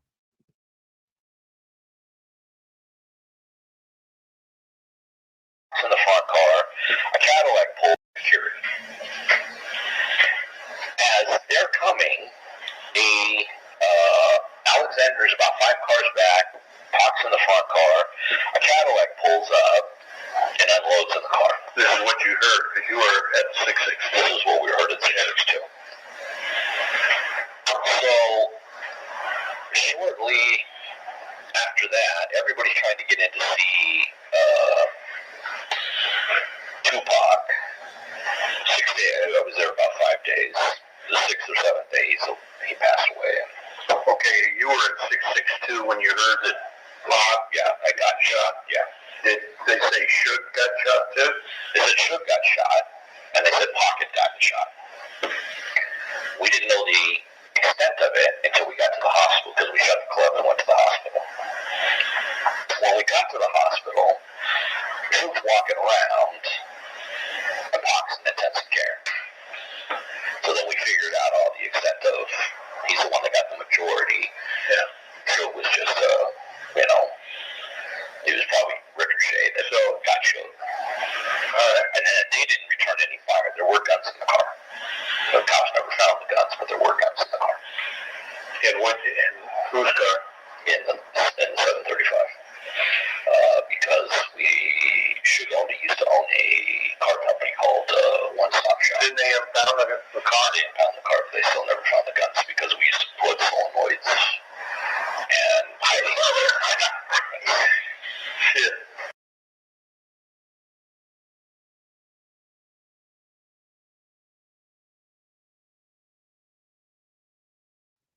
What Death Row Dave said is Suge didn't know, but he had 2 guns in the BMW. Being that they just came out there and it was a new car, Suge just got the car. He didn't know nothing about the car. But even when the cops impounded the car, they never found the guns because they had stash spots in them. And the spot One Stop where they showed that Impala, right? They used to have stash spots in all their cars, and One Stop was the spot where they would get them done at.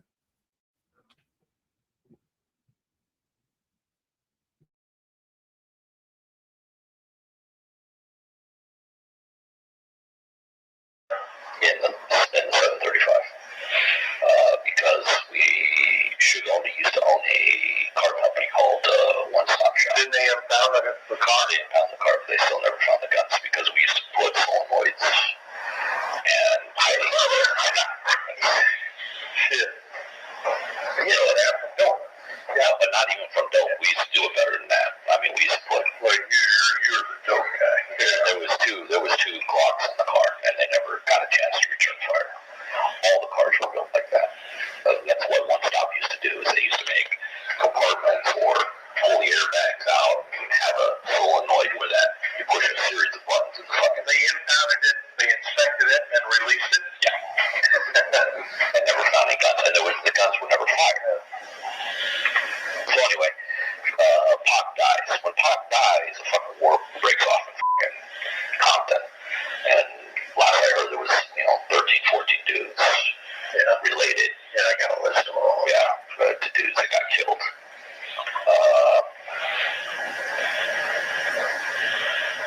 At some point, Heron gets killed. I don't remember when Heron was killed, but but it was something. Shoot, a lot of people been killed since. Well, but Heron was killed. Something to do of knowing something or not jiving with Suge. Yeah, I mean, I knew him. I used to go to his house. I know what he knew. Yeah. Okay. Well, that's interesting. Otherwise, I wouldn't be writing a book. Okay. Yeah, something Heron knew. It got him smoked. Yeah. Okay. And I was pissed about that because Heron was a good guy. I mean, while he was a con, he was trying to make a better life. And how much better life can you make coming out? According to Death Row Dave, somebody in the circle killed Heron because he knew something, and they didn't want him to. Being that he knew whatever it was, that's why they killed him.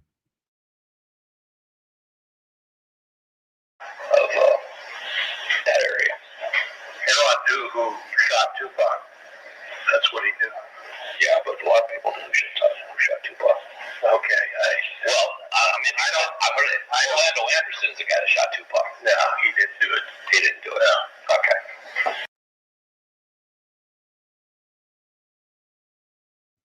Y'all heard it? Death Row Dave said, I heard Orlando Anderson was the guy that shot Tupac. And Russell Boo said, no, he wasn't the guy that did it.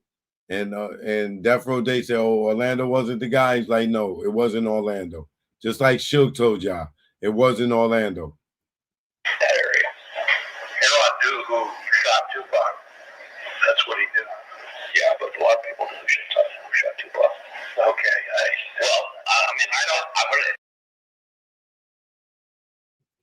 Oh, Russell Poole said Heron knew who shot Tupac. That's why they killed him. Very interesting. Of that because Heron was a good guy. I mean, while he was a con, he was trying to make a better life. And how much better life can you make coming out of that area? Heron knew who shot Tupac. That's what he knew. Yeah, but a lot of people who shot Tupac. Okay, I mean, Orlando Anderson's the guy that shot Tupac. No, he didn't do it. He didn't do it. No. Okay. No, Orlando Anderson, here he is, the only Southside Crip standing in a casino. He was planted there. Interesting. Now the plug is there. Okay, but you got to remember, Tupac found out that Suge was siphoning all of his royalties right before that. Well, that's a whole other issue. But and he wasn't going to come to Vegas, but right the night before, Suge is a charmer and charmed him into coming to the fight. Right. And I'm going to pay you everything back. Right. But Suge owned everything. They all did stuff, but Suge owned everything. Like, that's why shit still comes out. Yeah. It's because Suge owns the rights to all the tape. Right. All the royalties, everything he owns. How he got it was a bit shady. Okay. We knew that Pac wasn't going to go. Pac didn't want to go. He had no intention of going. Right. Well, he was told by a lot of his friends and relatives, don't go, they're going to kill you. They just flat out told because we've talked to them. Interesting. Yeah. They said this is a setup. Don't go. No, I can't write about that. The reason why is Suge did not want the fact that he had been ripping off Tupac in order to keep that hush-hush in the hand. Well, but it was kind of even when Pac died, I mean, the accounting went back and said, look, Pac spent $5 to $7 million. The only thing he's got is what's in his apartment. They were all paying Pac piecemeal, and he did have the rights to a lot of the unpublished masters. Got it. And but Suge had to do with law, entertainment law. But Suge's lawyers told him, no, you're entitled to at least part of those royalties. And somehow Suge had been taking loans out on his royalties. And of course, Pac signed like a napkin agreement in prison, and all he had to do was 3 hours. He finished Machiavelli, and that was going to be it. Pac didn't have any attorneys. His attorney was David Kenner. At the very end, all of them were getting ripped off. Okay, Dad was getting ripped off. There's a shitload of writers that were getting ripped off. Suge still owes a shitload of people. Right. I remember taking a check to Daz in Santa Monica, and Daz, Dog Pound, had a falling out with fucking Suge. And Daz is like, fuck you, I ain't fucking doing shit, because Daz is doing beats, he's doing writing, he's doing all kinds of shit. I remember taking a check to Daz in Santa Monica for $2.5 million. Just to make him happy. And I knew it was only to avoid a lawsuit. Well, not even to avoid a lawsuit, to avoid drama, to keep the machine going. Right. Because the thing was that Suge, it was already starting to fall apart. Had a great idea. Yeah. He just was a greedy motherfucker. Well, in the beginning, Suge and David Kenner were the biggest con. They had everybody con. David Kenner's the biggest con of them all. Oh, yeah.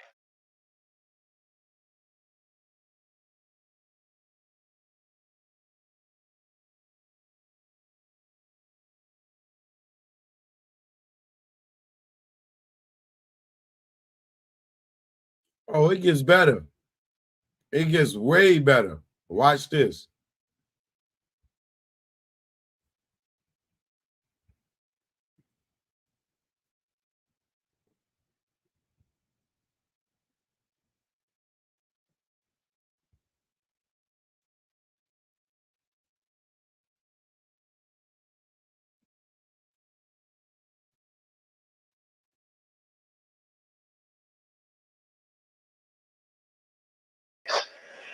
His attorney was David Kenner. Well, I know, but when he found out that he'd been ripped off, he immediately got other attorneys. They told him, you have rights, stuff like that.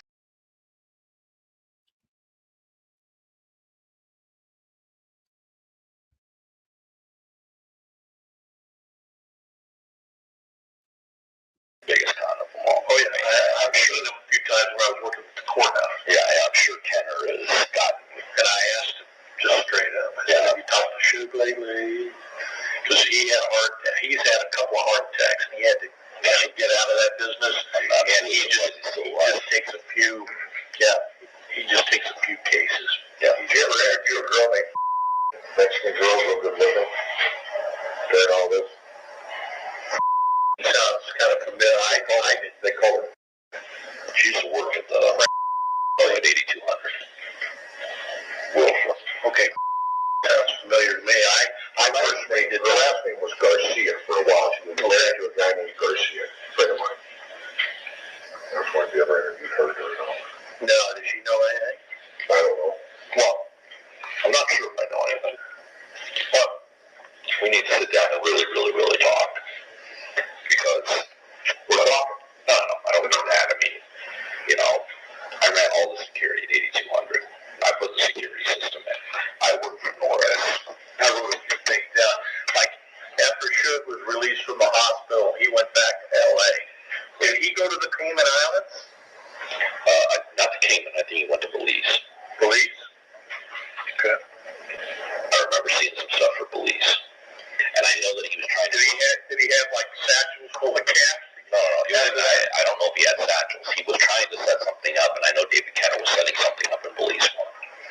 Because I kind of laughed that he's broke now, knowing that, I don't think he is. I think I had combinations to safes, and I'm the one that put the safes in the thing, and I'm the one that built his office, and I'm the one that put the armor glass in the fucking office. Yeah. So I'm the one that cleaned out the house on Wilshire Boulevard. I'm the one that cleaned out. I'm the one that used to take money to and Peaches. I'm the one that used to take money to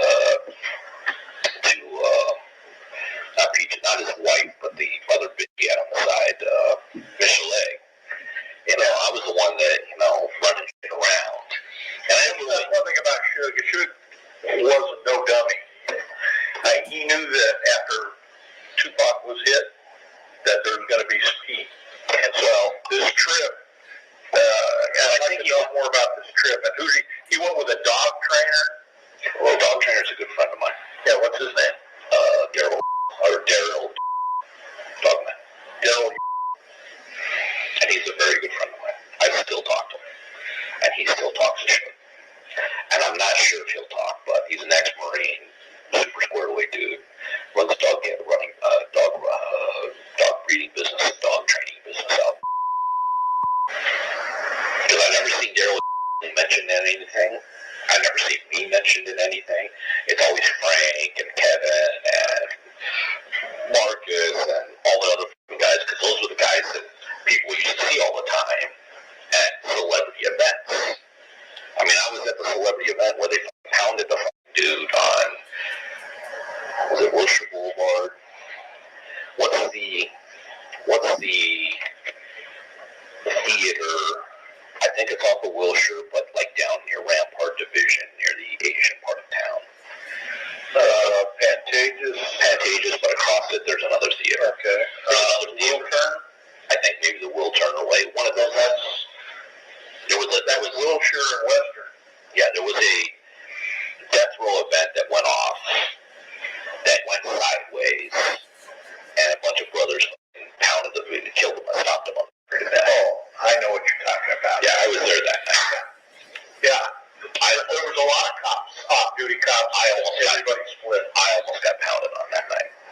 Because I saw it going down, and I went to try to stop it, and someone grabbed me and said, "Get the fuck out of here," because I'll fucking pound on you. And I said, "Dude, this is when Snoop Dogg played a show or something." Yeah. Just came out. I know. Yeah, I'd worked there from when Snoop had just come, when the album was finished and they were doing Snoop. Because Snoop was fucking young, dumb, and full of constantly in trouble. Snoop's not constantly in trouble. He just constantly high. So he would be doing shows. He's very successful now. Well, he's successful because Master P showed him the game. Yeah. And when you lived here in Claremont, I used to come out and deliver shit. Yeah, you lived in Diamond Bar too. I don't know. That was maybe after the fact. Yeah, and I know Diamond Bar because he used to coach his son's football games there in Chino Hills.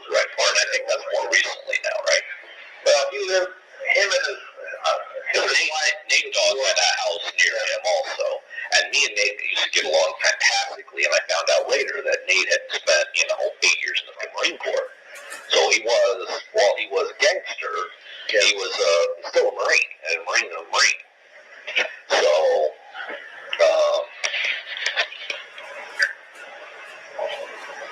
I don't know if there's things that we can help you. Well, I mean, question looks like. It's basically what we went over. Tupac was shot. Suge went to the hospital too. He was treated. He left. He went back to L.A. And then shortly thereafter, him and this dog trainer and a few other guys. Who else went to? I don't know. Belize or Cayman Islands. Yeah, they always took private. What was the purpose? Do you know what the purpose of that was? I remember seeing the stuff in Belize. I remember seeing a lot stuff like tickets, and like you set up to go, because at that time you could purchase citizenship, secondary citizenship in Belize by buying property. There was something about buying property, setting up bank accounts, moving money. Is that what you heard? No, that's what I saw. Personally saw from Norris, Okay, so Norris it's almost like Suge was preparing. Well, there was a point where he knew the company was going to start falling apart, right? It was going to go into receivership, and that his, not Norris, but there was another person. He only was going downhill because Tupac was leaving, and Tupac was the guy that ignited Death Row Records, right? And got that. Right, it was the biggest selling rap. Dr. Dre had left already. Dre left with that. Snoop Dogg left, and now Tupac's leaving. What does that leave? That had nothing. He had nothing. See, he knew that. So he's not done. He's prepared himself. And here you got Bad Boy Records coming up and coming. Right. And there was a rivalry between Bad Boy Records from Suge and Sean. Not necessarily, I didn't necessarily see that between artists. I saw that between Sean and Suge. Yeah.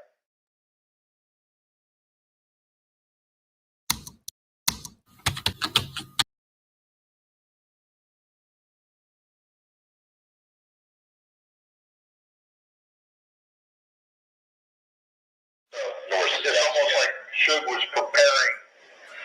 Well, there was a point where he knew the company was going to start falling apart, right? It was going to go into receivership, and that his, not Norris, but there was another person. He only was going downhill because Tupac was leaving.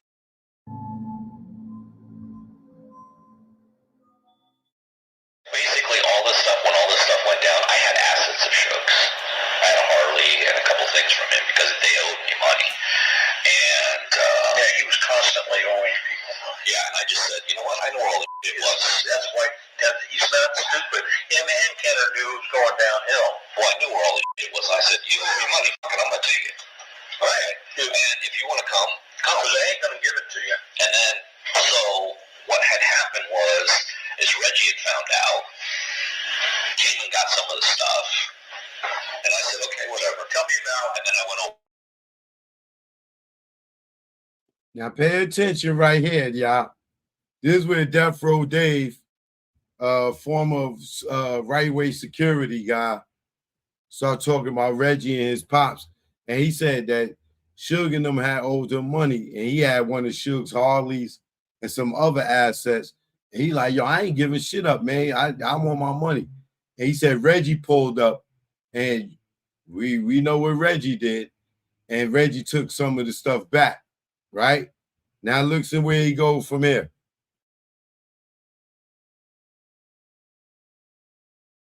What do you think Reggie's role in this whole?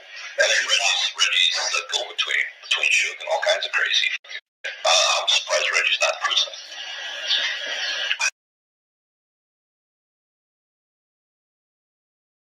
Y'all heard what he said?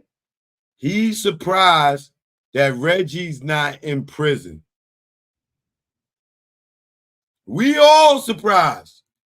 But we know that nigga working. That's why he ain't in prison, because he working for the police.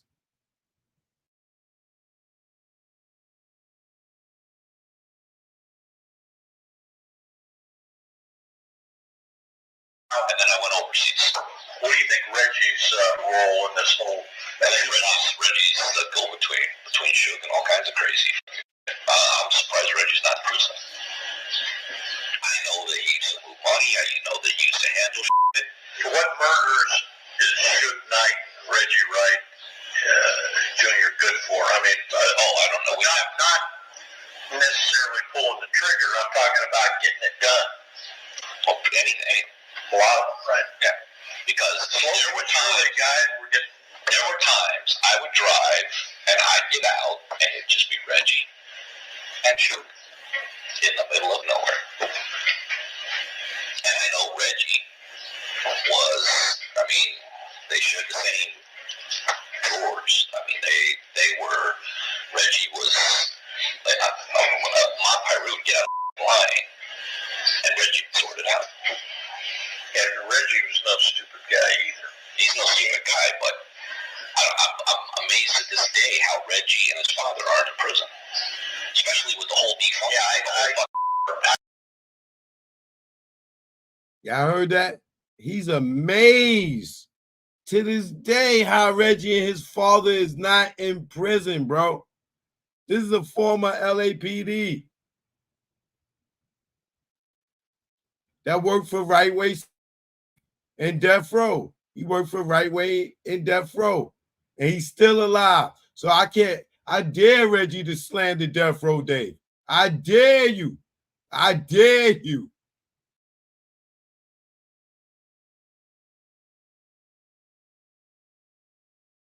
Guy, but I'm amazed at this day how Reggie and his father aren't in prison. Especially with the whole defunct.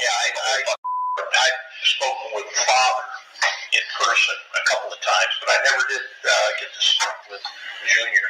And Reggie ran the organization for the last year. When Suge went to prison, what was that, the end of 96 or? End of 96, but it was still Norris and there was a big tall guy married to another relative of Suge. Okay, Norris Anderson. Norris.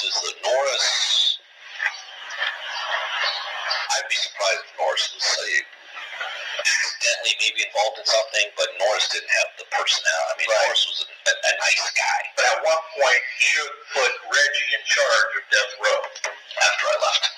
How was that for you? When did you leave? 97? Yeah, right around. Okay. Because there was another guy involved in the receivership, and I can speak to Daryl and find out. Big, tall dude, married to somebody else in the family. Okay, yeah. That was a very wore glasses, dark-skinned guy, very prim and proper. He was out of a job. A little tree or something like that. Something like that. And then, but at the end of the day, it was Norris and who's the other guy?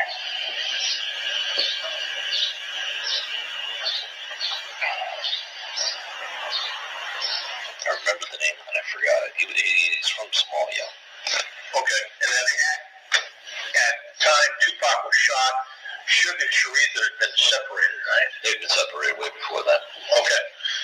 And tell me about what Sharitha and her relationship. She very seldom came around. Very seldom. Yeah, she only came around when the checks didn't work. When I talked to her on the Gaines Line shooting, you remember the Gaines Line shooting? I investigated that. She lived out in Tarzana or something. That her and Suge had been separated. And her boyfriend, Kevin Gaines, who was the cop who was killed by Frank Liga.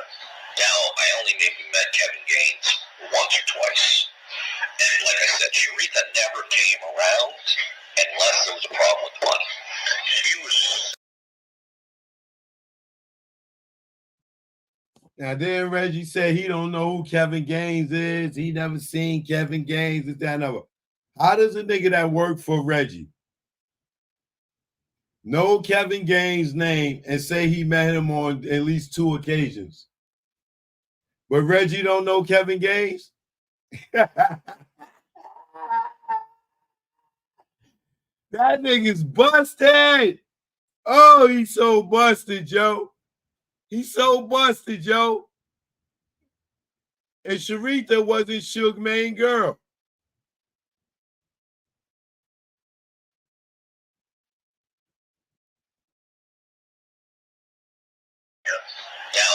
only maybe met Kevin Gaines once or twice.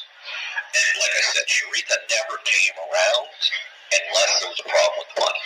She was said because she was producing Snoop Dogg. She said that or something. That her and Suge had been separated. And her boyfriend, Kevin Gaines, who was the cop who was killed by Frank Liga. Now, I only maybe met Kevin Gaines once or twice. And like I said, Sharitha never came around unless there was a problem with money. She was said because she was producing Snoop Dogg. She was managing Snoop in the very beginning, but Snoop wasn't happy with that. And this at the time of the shooting, that was Mark, who was the cop who was killed by Frank Liga. Now, I only maybe met Kevin Gaines once or twice. And like I said, Sharitha never came around unless there was a problem with money. She was said because she was producing Snoop Dogg. She was managing Snoop in the very beginning, but Snoop wasn't happy with that. And this at the time of the shooting, that was March. She was managing Snoop, but I don't know. Managing? Yeah, but she never came into the office. She never came around. Those were meetings that were held out like in the Valley, and Michelet was the main. She came around the office a lot. Was around. She went to visit. She was the one that was. Well, she was the one that was the go-between. I mean, we started having problems getting it done because she would take the information to Suge to get it done. But she was the go-between. As soon as he went in prison, she was the go-between. And he's like, well, Michelet, I mean, David Kenner Michelet. I know Reggie went to see him a number of times. But have you ever seen Sharitha and Reggie Wright Jr. together? I mean, they've been together. I mean, did they ever have any kind of a romance together? I don't know about that. You ever see them talking alone? They talked alone. Yeah, Sharitha would come and talk alone, but it was very seldom did Sharitha ever come around. Literally, Michelet was around all the time. And then Peaches was his like main squeeze. I mean, I think he actually she had a tattoo of Suge's head. Face this big.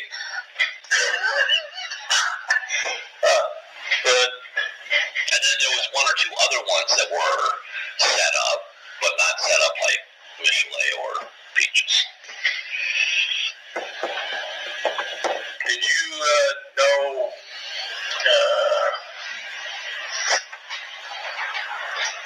anybody by the name of Little Half Dead? Gangbanger. I'd have to see his face. Yeah.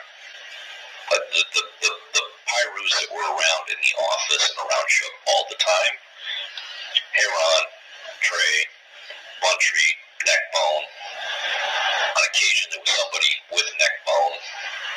And then the one or two others that are listed in the crew that he hangs out with, those guys were in the hood. They very seldom came around. Because they all had cars, Suge bought them all cars. They always traveled with us. A lot of the Suge and Reggie were both smart. A lot of shit that you heard in the press, all the shootings, that's all diversion on exactly how this whole thing went down. I can't reveal too much about it, but we got a letter, confession. The confession letter on how everything went down and who's responsible. And I'm assuming anonymously. Well, we're trying before, that's why I got to try to investigate it, put it together. I might be able to help you find, who's who and what's what. But I'm not exactly sure how helpful I would be because I'm sure they kept me, the feds were investigating them at one time. The feds had come to 8200 a couple times and I told them, get the f*** out of here. And Reggie was like, oh, don't talk to them. We went to Las Vegas Metro in 97. After Biggie was killed, there's got to be a connection between the two. And they said, the politicians said, they don't want to solve it. So they told the investigators, put it up on the shelf. Clues come in, take their phone call, do a little follow-up. There is some sort of connection. Yeah, what do you know about Biggie? I mean, we had cops that were not necessarily on the payroll, but were like confidants of Reggie Wright Jr.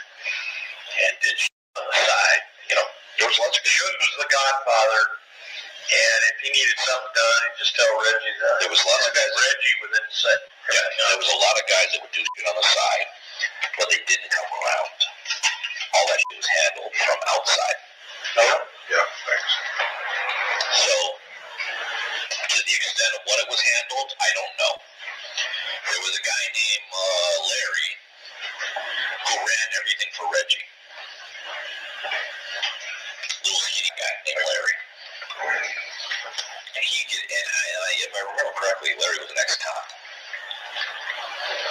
But ran everything, all the scheduling, everything for right-way protection services. Getting back to Reggie Wright Sr., was he getting paid on the side? I mean, he was a... We all said he was getting paid on the side. He was a lieutenant of the gang unit when I talked to him. Then he became a captain, right? Yeah. He was like number 3 or 4 fucking department. And then the sheriff's department took over. Right. And he became a sheriff. Hey, what's his deal? I mean, his deal was... providing cover for all these dudes, or what? I think so. I don't know the extent. I mean, those are intimate conversations that were held. Him and Reggie were like this. I mean, it had to do with cash. Right? That's what it was all about. There was cash like you could not imagine. Cash, so they can have as much fun and, you know, they have more possible. He'd run a jet and have a house here and a house in Atlanta and a house in Florida. Should. Just to have a party. There were parties that go on for 4 or 5 days. Yeah. In your opinion, when they went to Belize or Cayman Islands or whatever, did he open a bank account there? I'm 100% positive. When I saw the stuff, I was like, he set something up offshore. Because I understood the workings of that stuff. And as soon as I saw the stuff, I'm like, they're setting something up. Because, you know, we knew, and Kenner was dead, and Kenner went with them. Yeah, and that they all knew that this was about ready to, Death Row was about ready to hit bottom. Also, too, to let you know, just before he went into prison, it started hitting. Yeah. But Suge had bankruptcy, personal bankruptcy, and business bankruptcy, and you wouldn't believe what was said in the we got all the transcripts and everything. The bankruptcy, like as in I don't have money? Exactly.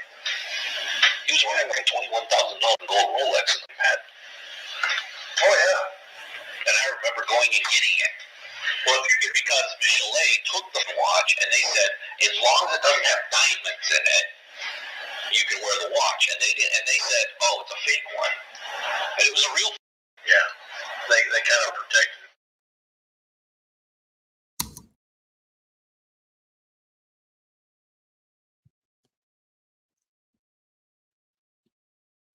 I know you heard a lot from Death Row Dave.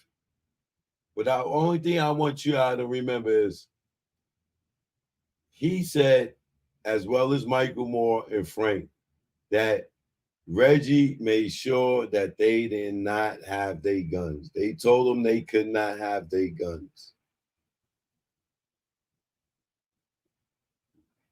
Now, let's see if Reggie comes out and say Death Row Dave's alive, so we could put him on the live and let him fucking talk to Reggie direct.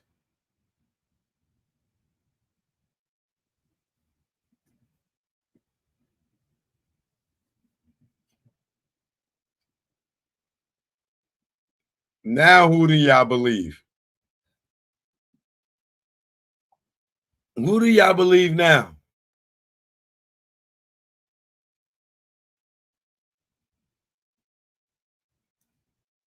Exactly. Choke, no joke. I'll be back later. Peace. Choke, no hit that joke. like, hit that subscribe. You already know. Thanks for the cash apps, donation. Cooch. You know what this Choke, no is. joke. I'm out TikTok. I love that cooch. Yeah. It's the A thing. Clean cooch. Let's go. Yo, what's up? My nuts when I wake up. Got morning wood and I just bust one. In mahogany, I'm Ron Isley. Between the sheets, she want to ski. And just shout with me with what I thought was pee. She rolled the D, her water broke B. Not pregnant, but baptized me. I'm down for more love, but change the sheet. She said, please. floor from her juices. Oral had me stoned, had a Corinne and Medusa in one. And when I look in her eyes, between her thighs, I tell you no lie, ain't shit won't buy. I rob and take it, for me to taste it. Red Lobster, pussy, biscuit, freshly baked. Eat that coochie all night. She sprayed my face like Shook Sprite. I love her. I eat her coochie all night. She sprayed my face like Shook Sprite. I love her. Suck my nuts when I wake up. Got more than wood and I just bust one. In mahogany, I'm Ron Isley. Between the sheets, she want to ski and just shout with me with what I thought was pee. She rolled the D, her water broke B. Not pregnant, but baptized me. I'm down for more love, but change the sheet. She said, please, I want more. Next thing I know, mattress dripping the floor from her juices. Oral had me stoned, had a Corinne and Medusa in one. And when I look in her eyes, between her thighs, I tell you no lie, ain't shit won't buy. I rob and take it, for me to taste it. Red Lobster, pussy, biscuit, freshly baked. Eat that coochie all night. She sprayed my face like Shook Sprite. I love her.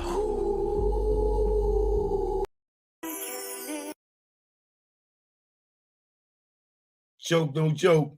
Make sure y'all hit that like, subscribe, Buttercup membership gang in the building. What up, lady? Cinnamon membership gang in the building. Tasha Rain, all right. Moderator, hit squad, AC, I see you. Choke, no joke, man. Y'all know what it is. Let's go. Coast, put it up. No palm to the trees and the palms of dealers and fiends. Late night roam the streets.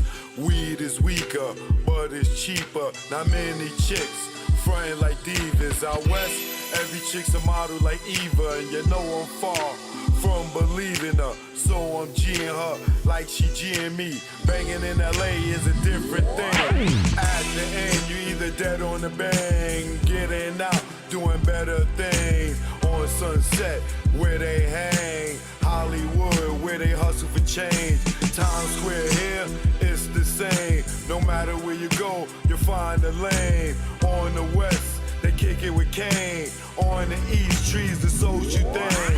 East Coast, West Coast, East Coast, West Coast. Grab your raps, roll it up.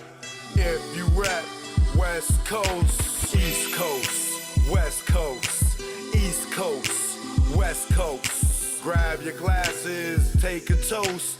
If you rap, East Coast. When I'm on the west and I'm doing my thing, don't offer me coke or your nose I bang. Friends don't offer other deadly things. Thanks for the hospitality, we'll still hang. I won't judge you, leave me as I came. On the road to success, top of the game. Eat all the finer things in the food chain. Teach my kids to do the same. Whether East Coast, West Coast, East Coast, West Coast. Grab your raps, roll it up. If you rap, West Coast, East Coast, West Coast, East Coast, West Coast. Grab your glasses, take a toast. If you rap, East Coast. Gotta love life and offer wonderful things. Being to travel is a privileged thing. Came back to the East, air wasn't fresh. Streets filled with trash, various people in the eye. It's easy to tell who's upper middle class. Police and racism, same as crash. Back to where they not social, where they less vocal. When they don't know you, be careful, show you around the East Coast, West Coast, East Coast, West Coast. Grab your raps, roll it up. If you rap, East Coast, whether East Coast, West Coast, East Coast, West Coast. Pop your bottles and toss the cork. If you rap, West Coast. Both coasts are known to give you fame. Got paparazzis playing cameras your way. Got you bobbing and weaving like Cassius Clay. Most thugs turn Muslim in older days. Change their name to Allah they pray. Probably till they decay. This go out to the east and west. For Big and Pac, y'all, let's connect. Whether East Coast, West Coast, East Coast, West Coast. Grab your raps, roll it up.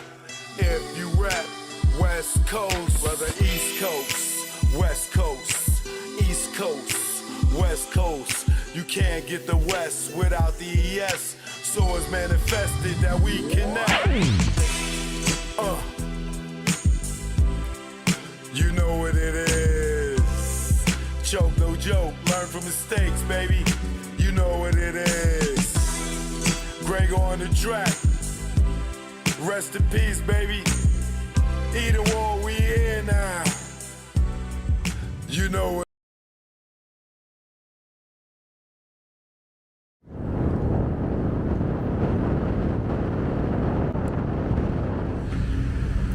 Choke, no joke. Jack Brown. Yeah, now. Choke, no joke. Jack Brown. Yeah. This what ATL in New York sound like. Let's go. Y'all hating ass niggas, I see y'all. Choke, get busy, that's why I got the crown. Hate in the air, you clowns, I see the envy that you breed, jealousy. What you need is your own damn hustle. Stop worrying about mine. Nigga, I'm poppin' cause I put in time. Came out modeling, camera in hand. Still get busy with the mic in hand. Streets pulled out, niggas got sprayed. Niggas turn on you when they see you get paid. The intimidation in your face. Where's the love? What's taking place? You want my gold and my ducats. Cause my money overflowing out of buckets. Shot him in public, made people holler. Scar on his face for the money and the power. I'm the chokester. Chokester. The truth in the industry made me the chokester. Chokester. Chokester. The truth in the industry made me the game had me fooled, got in, was young. Thought talent made you rich, damn was dumb. More to make, cake from crumbs. You gotta be sweet, G or native tongue. My heartbeat went into overload. When Larry tried to turn me into a mole, told me show my curly to the CEO. I didn't think it's funny, so his jaw hit the floor and grabbed that chair that broke his back. Then realized that's a hate attack. Harassment comes assault, you in the maze. No way out, like Puff and Mace. Touch me, tease me, I catch a case. Nigga, you ain't straight as your poker face. Father law God, in that game I fold. This sun don't tick, demon time don't hold. I'm the chokester. Chokester.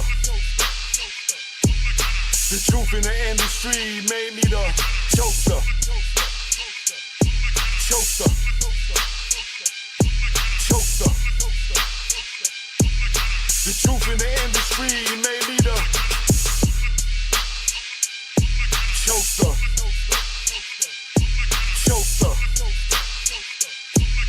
The truth in the industry made me the chokester. Chokester. On the ones and twos, chokester. What y'all want to do? I'm here now. Either wall, stand up. Shout out to the bomb squad.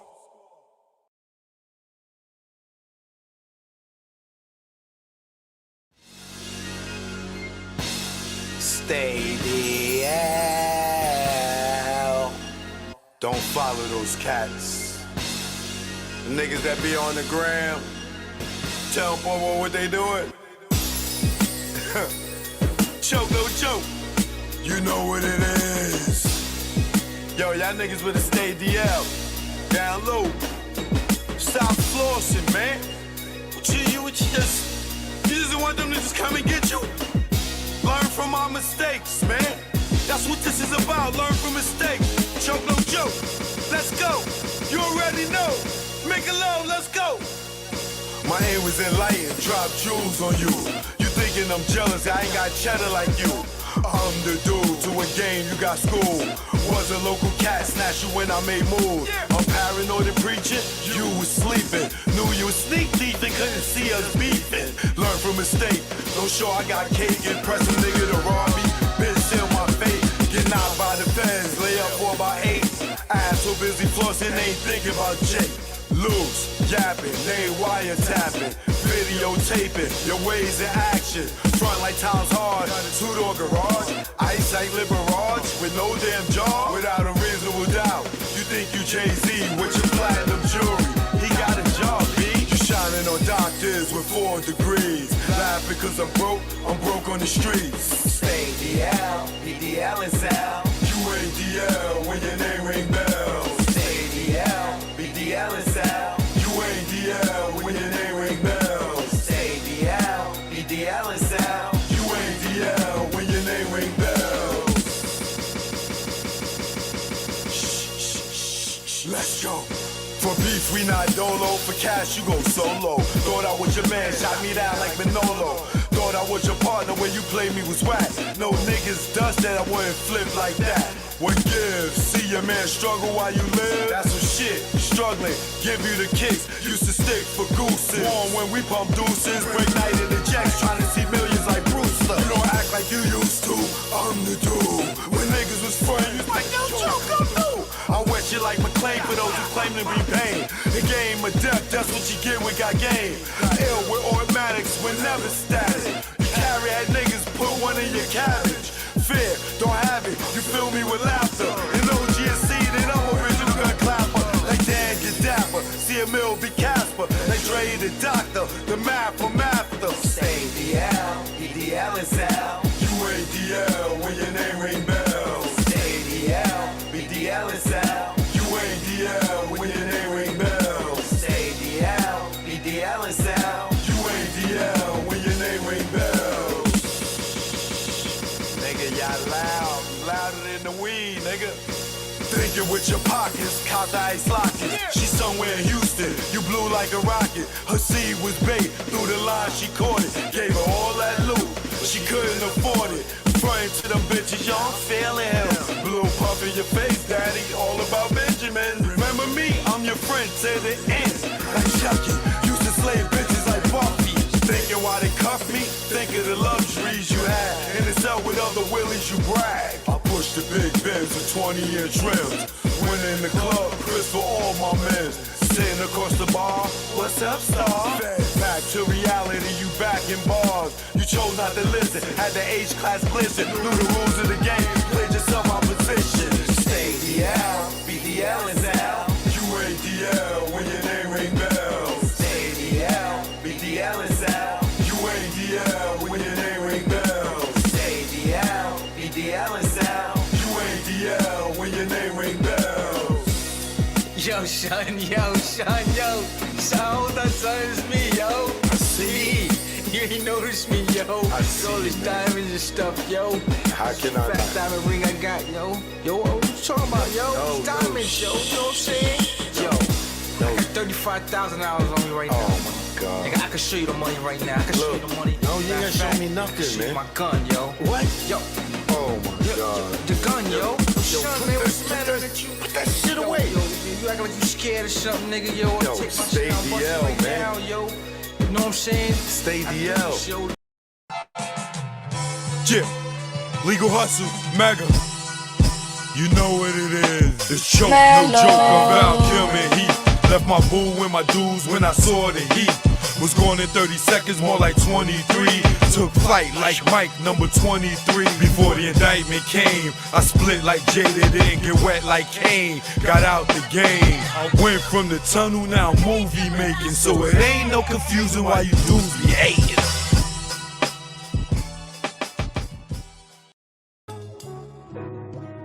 Oh yeah, my man had to come through and make sure it went through.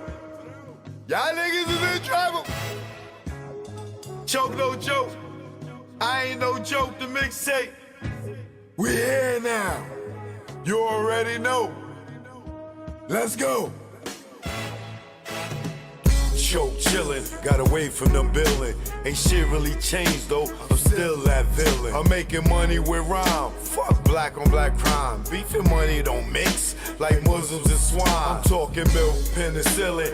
Y'all be illin'. Y'all be thinking y'all killers with your screw face grilling. Kick that bullshit to me. Y'all be wet though like Bruce Lee and Brandon and Hearst on the highway to heaven. Man, you making mad threats and stuck in one section. I'm OBP like Naughty, making connections. Talking under your breath, get you something you don't need. 2 fully loaded Macs, filled up with heat. Nigga, you sweeter than 30 days for a body. Pop shit to these niggas. See me walk by me, but I ain't looking for no beef. I don't eat bologna, but I bring a whole cow if you run up on me. Shiesty, try me and hype me to peel your wig back like 10 cent icy. Bring it, stop bluffing, I got your threats, they mean nothing. I respond like Bond, I come through, I'm bombing. Playing bodegas, flipping Montega. You tan in the Jacks, I tan in Jamaica.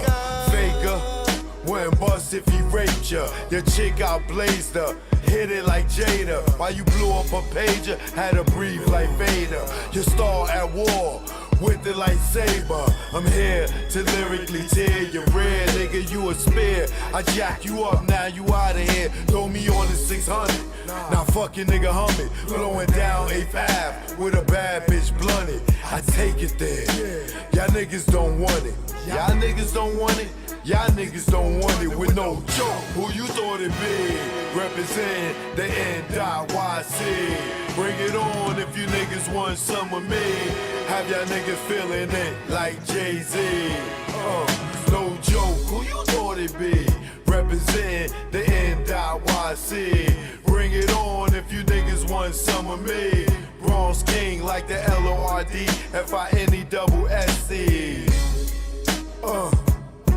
And that bullshit y'all do, y'all niggas don't stress me. Oh yeah, and you already know, Eden War what it is.